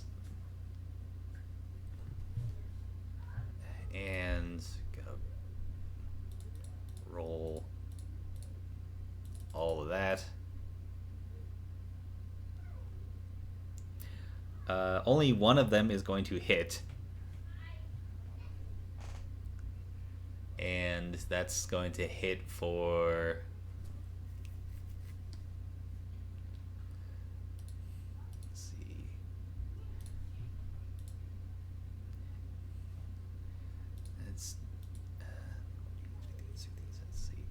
it beats it by 4, so that is.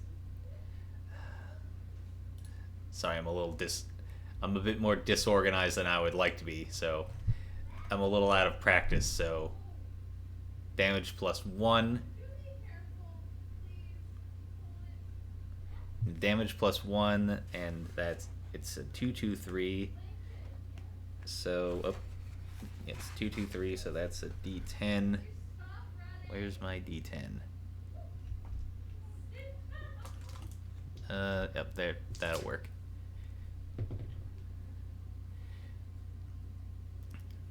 So she does 9 damage. 9 damage, and that should be enough. That should definitely be enough for a critical injury. And that, a little too far. Nope, actually I didn't go too far enough.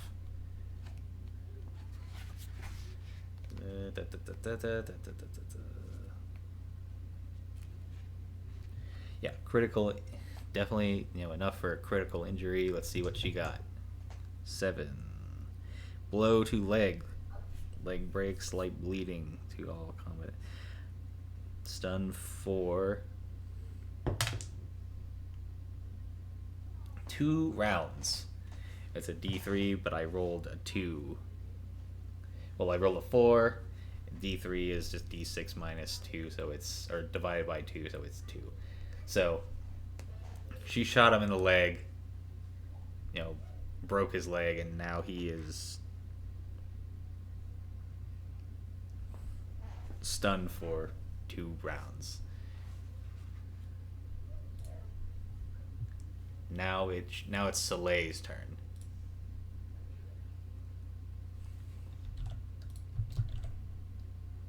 All right. Can I get into cover of some kind? Yeah.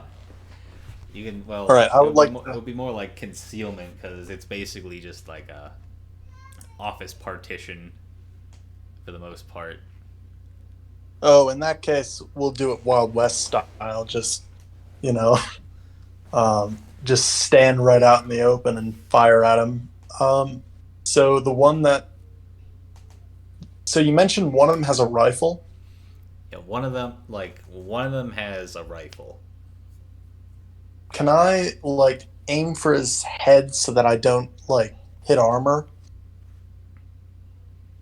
I'll allow that.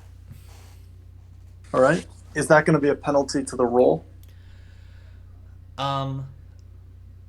If you're aiming for like a specific body part, I'm gonna say it would probably raise the DV a little bit,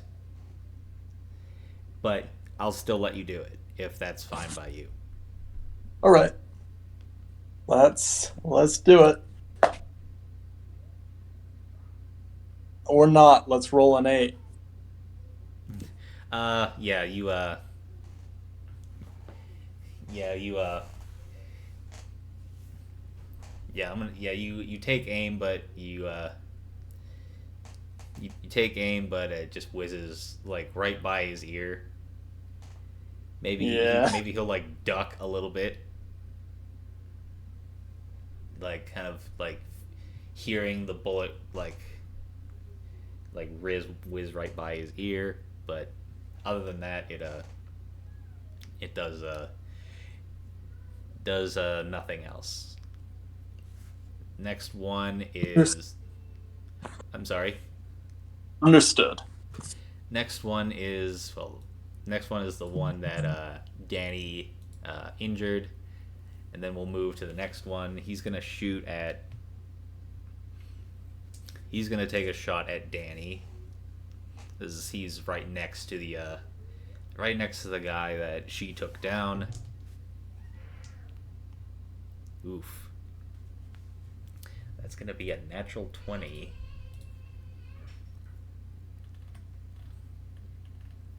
So, let's see.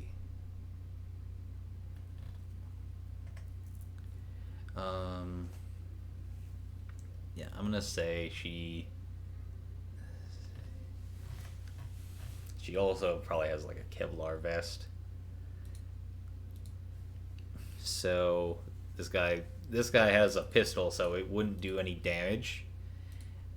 But I'm still gonna roll damage anyway because. And I was really good with this on my old computer because I had like a little chart of like all the different calibers and what damage they did, but I haven't been able to like get the time to like make that for my current setup. So I do apologize for but all right. So he did.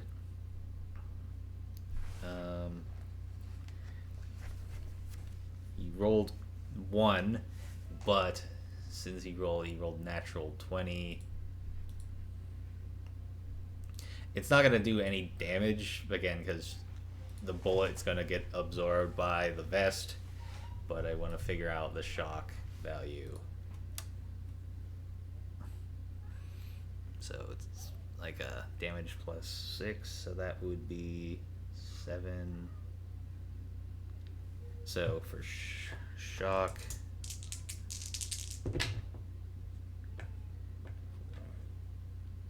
8.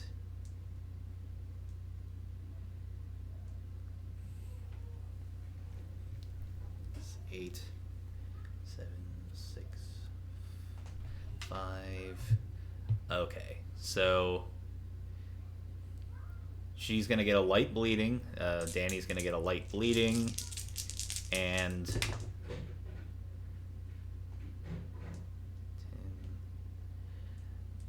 no shock. So there's that.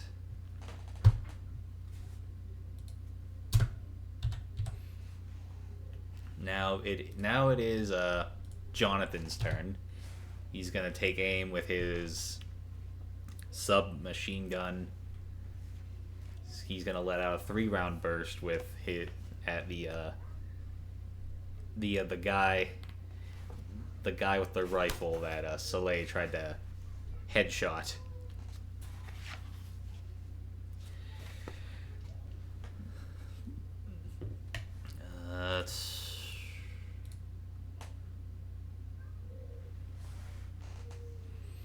He's gonna get 2 hits, which again, they're all wearing Kevlar, and I think 9mm definitely gets absorbed by Kevlar. Yeah, but still gonna have to roll damage for that.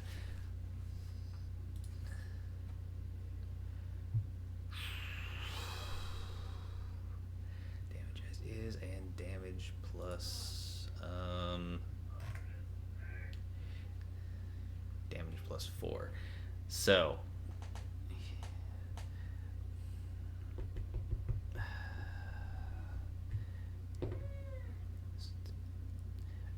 okay, so it's gonna be 5 damage, shock. That is no cut, and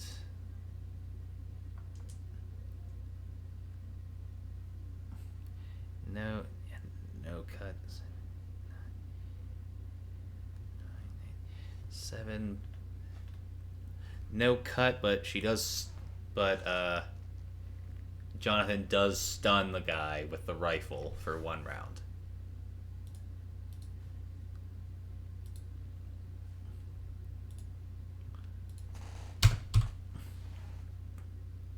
Okay.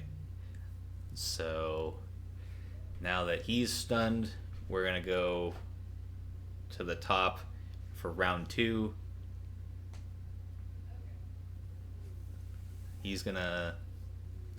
The first guy is going to take a shot at Soleil again, and he's going to roll a natural 1, so that's a fumble.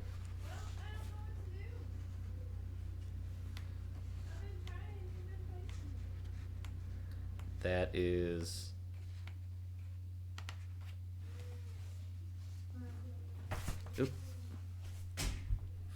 fumbles and fails to shoot this round. So once you rely prone, blast a d6.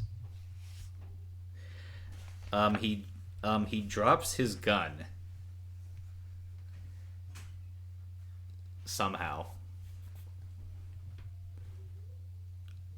The nerves got to him. Yep. Yeah, I'm gonna say he probably maybe he like bumps into like a. I'm gonna say he bumps into the water cooler, and he drops his gun.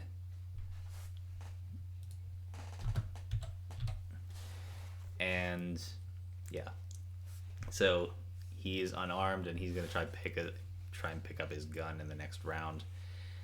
Second guy is gonna take a shot at Ronald, and he rolls a 6, so that does nothing. Funnily enough, it's Ronald's turn next. So what's Perfect. Ronald? I'm gonna take 2 shots back at that second guy that shot at me. That's a 13 and a 15, or a 17 rather, plus my laser sight. 13 and a 17. Correct. First one is again, since they're all wearing Kevlar and you're shooting them with a pistol, it wouldn't do any damage. It's a very interesting system. No, I read that the other day as well, so it's it makes sense. First one's gonna be damage halved. Okay. And you rolled a 17 for your second one. Correct. That is damage plus 1. Okay, so that's a 2 and a 7. You rolled 2 and a 7. Correct. Yep. Okay, altogether that's 9. So yeah, again, you're not gonna do damage, but roll for cut and shock anyways.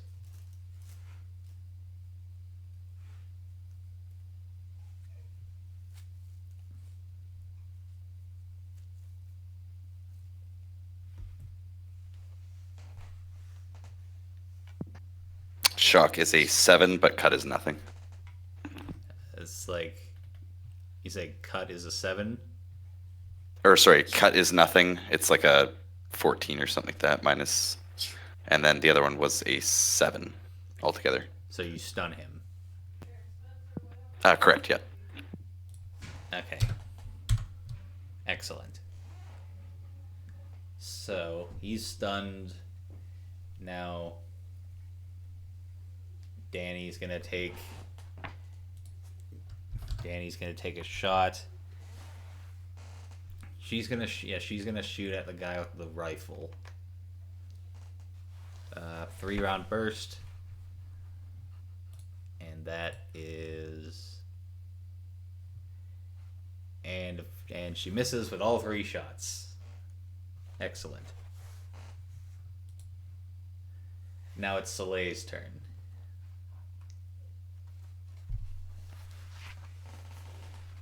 All right. I guess I'm just gonna keep shooting. Specifically,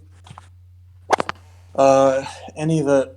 So, which ones are not injured or stunned? Like, are there any? I assume there's probably someone not injured or stunned.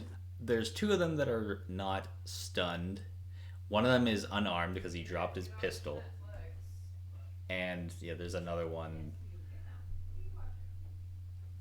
There's one that is unarmed, and there's another one that has held onto his pistol. All right, so the one that's still got his pistol, I'm gonna see if I can't get him, and then I'll aim for his head as well. Go for it.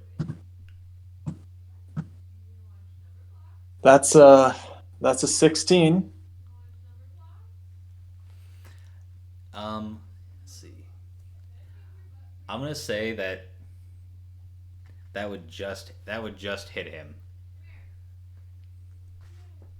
So half edge damage as is.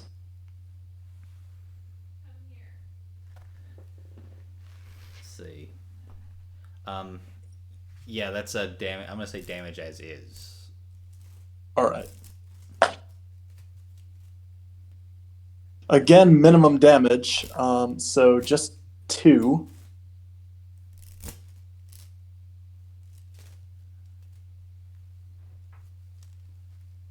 So you roll 2.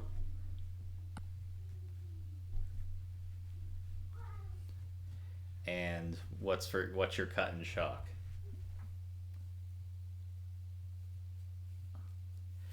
On it. Let's see. Cut, we're looking at 6. Cut. Shock is nothing. So you, yeah, I guess 6 for cut. So medium bleeding. Basically, I'm imagining like you got him in the ear or something, and yeah, he's just like he starts bleeding, definitely out of like the side of his head. So you, what did you roll altogether? I forget. Damage wise.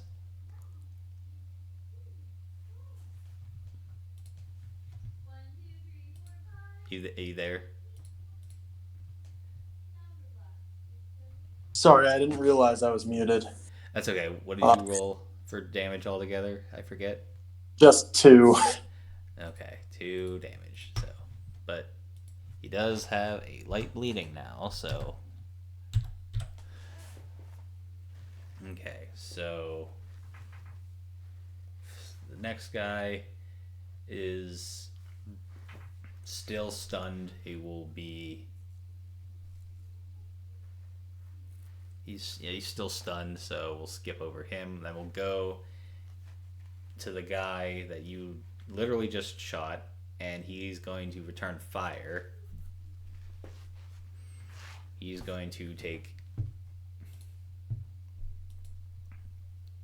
He's going to take 2 shots at you, Soleil. He rolls it. What was your DVMI again? 17. Okay, so this guy rolled an 18, so that would be damage as is. But you have a Kevlar vest, right? Yep. All right, so he's Actually, not. let me just make sure it's a Kevlar vest.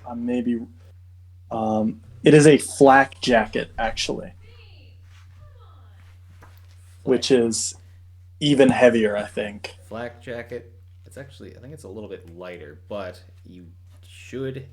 It's as far as AP, like if flak jackets, it's less AP, but you get a DV boost. Yep. But it would still absorb a 9mm bullet. So,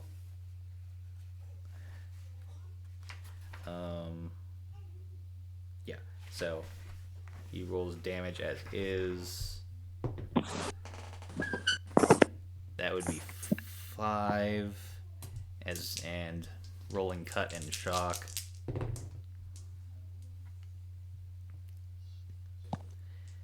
That's nothing for cut.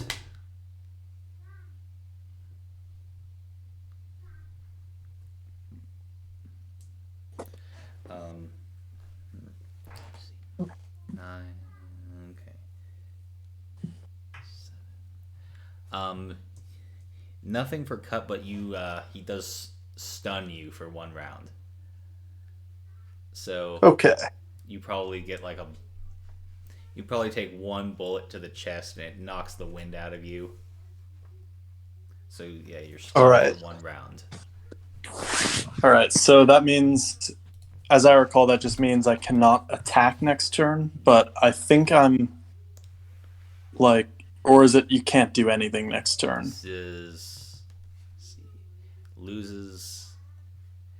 loses action this round and the next round. So Okay. I would say you could probably still move, but like you can't attack. That's kind of how. To be honest, I didn't even know what I would do, so I was just asking mostly to make sure I knew what was going on. I gotcha. Okay. Now it's now it's gonna be Jonathan. He's gonna take a shot at the guy who is unarmed. He's gonna 3 round burst.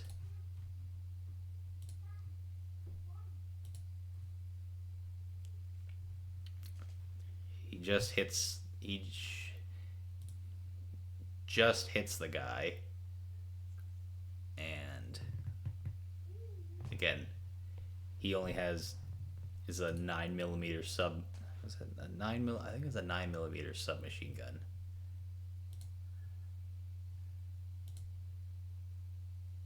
Yeah, 9mm submachine gun. So it's gonna be damage halved.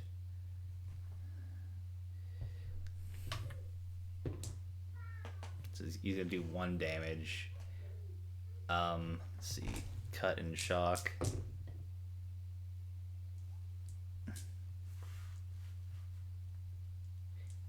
He's going to do a. He's going to do a medium bleeding. And for no shock. Medium bleeding but no shock. And he's going to say to the party. He's gonna say to the party, we need to move, because he kind of recognizes that. Not that this is kind of like a stalemate, but it's just like we're all pretty armored up, and we're like neither of us are really gonna like do too much in terms of like damage. So he's gonna say to everybody, like yell out to everybody. He's just like we need to keep moving. Like they came up like one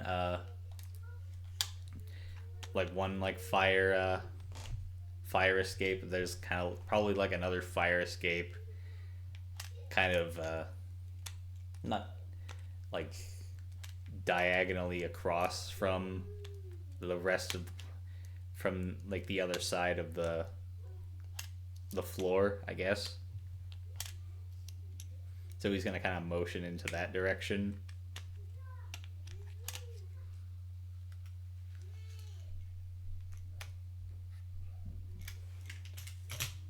But yeah, Ronald's just gonna nod in the middle of this gunfight.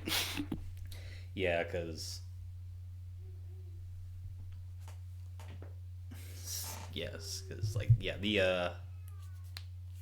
the guy with the rifle is stunned, and the guy who is unarmed is just gonna spend his turn picking up his gun. Next guy after him is stunned, so it's gonna be Ronald who goes first in round 3. All right, I'll start heading in the direction that Jonathan had pointed out, and if I'm able to, I will try and switch to my rifle, which I just realized that I have. So yeah, I will do that. Okay, if I'm able to. You're gonna, you're just gonna put your pistol away and like get your rifle at the ready. Yeah, and then move as much as you're willing to let me with whatever little bit of that. I believe it's turn is done. So I believe it's 30 feet. Is it? I think that's standard tempo. Yeah. Standard tempo. Or it's 40 plus 5 times strength. So yeah, that's 45. So yeah. Definitely, I'll allow you to move to the maximum. So, okay. And Danny would be next. She's gonna follow suit. Soleil is stunned, so you can't attack, but you could probably move at least. Yeah. So my understanding is Ronald is running. Yeah, Ronald and Danny are running to like the opposing like fire exit Okay. to Yeah, I'll join them as best I can. okay. Next guy is stunned and actually no, he's not gonna be stunned if I'm remembering correctly. So yeah, so he's no longer stunned. So he's gonna try and take a shot at Jonathan.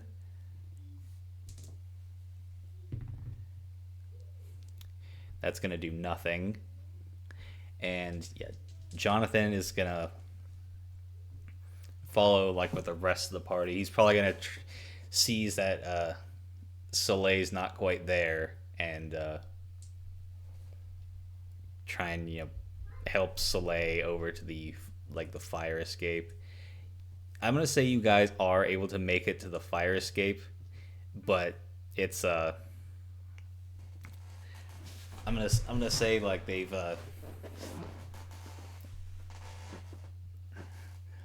it's since they wanted to try and corner you, they were able to kind of like remotely lock it.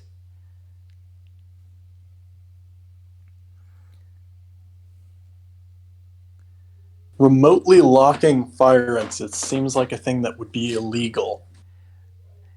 Yeah, you would think so, but it's like they're not trying to. It's They're like not probably trying more to, of a security measure for the Citadel to try and prevent people from they, illegally coming in through.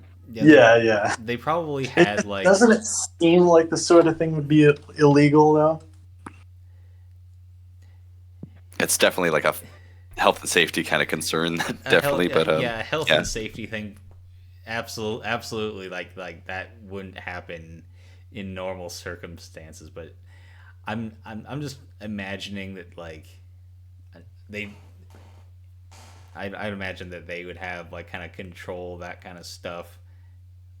Because at my work, some of like the fire escape doors are key carded. At least at my work, but so it's like they're trying to like probably like they're trying to like corner you, so they're able to like lock it down. So Okay. if you, I mean, you're absolutely free to break it down if you want to, but Well, we could shoot the lock off again. Worked fine last time. or you could do that. So I'm not gonna have either of you. Yeah, I'm just gonna say like either one of you will sacrifice a bullet and shoot the lock off, and you're able to like push the door open.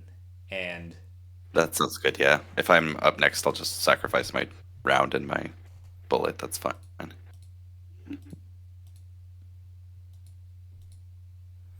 yeah, so I believe that like I wrote it as you're on the 263rd floor.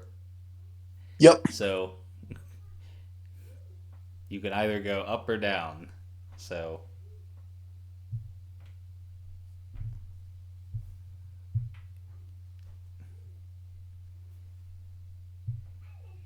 which way are you guys going?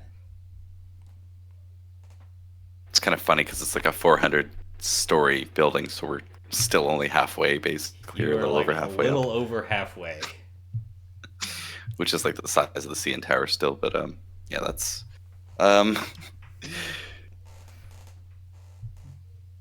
I guess I'll kind of mention that, be like, guys, up and down, and I'll just kind of.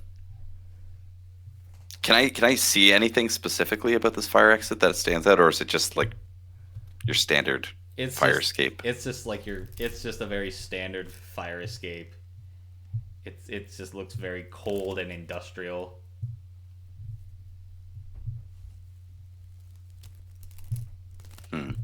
just like, very bare bones. You got like hookups for like, like for like firefighting and whatnot.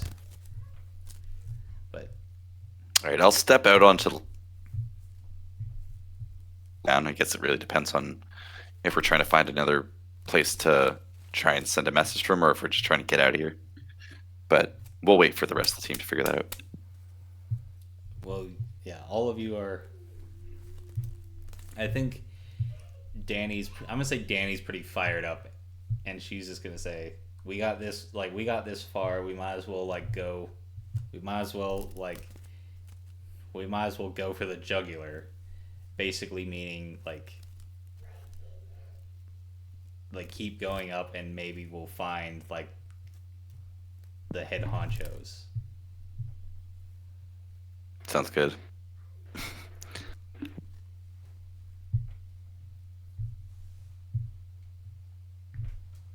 So what does everybody else feel? Jonathan's going to agree, definitely. Yeah, I'll agree, and I'll start either helping Danny up the fire escape or just moving up the fire escape, whatever's easier. Yeah, let's do it. Alright, so you guys are gonna head up to the fire escape. You're probably gonna get up a couple of floors, and you're gonna find yourself on like a it's a floor that's mostly made for like maintenance, or just like mechanical workings for like the HVAC stuff, the stuff for like the elevators. But it's just like all full of just like it's like mechanical stuff and you could probably, that's essentially where you are now, and I think this is probably where we're gonna end it for today or tonight, because that was it's getting a little bit late, and so Yeah, that was a great session. Thank you again for it was a great running session. that. I had a lot of fun. So I'm gonna stop the Yep. recording.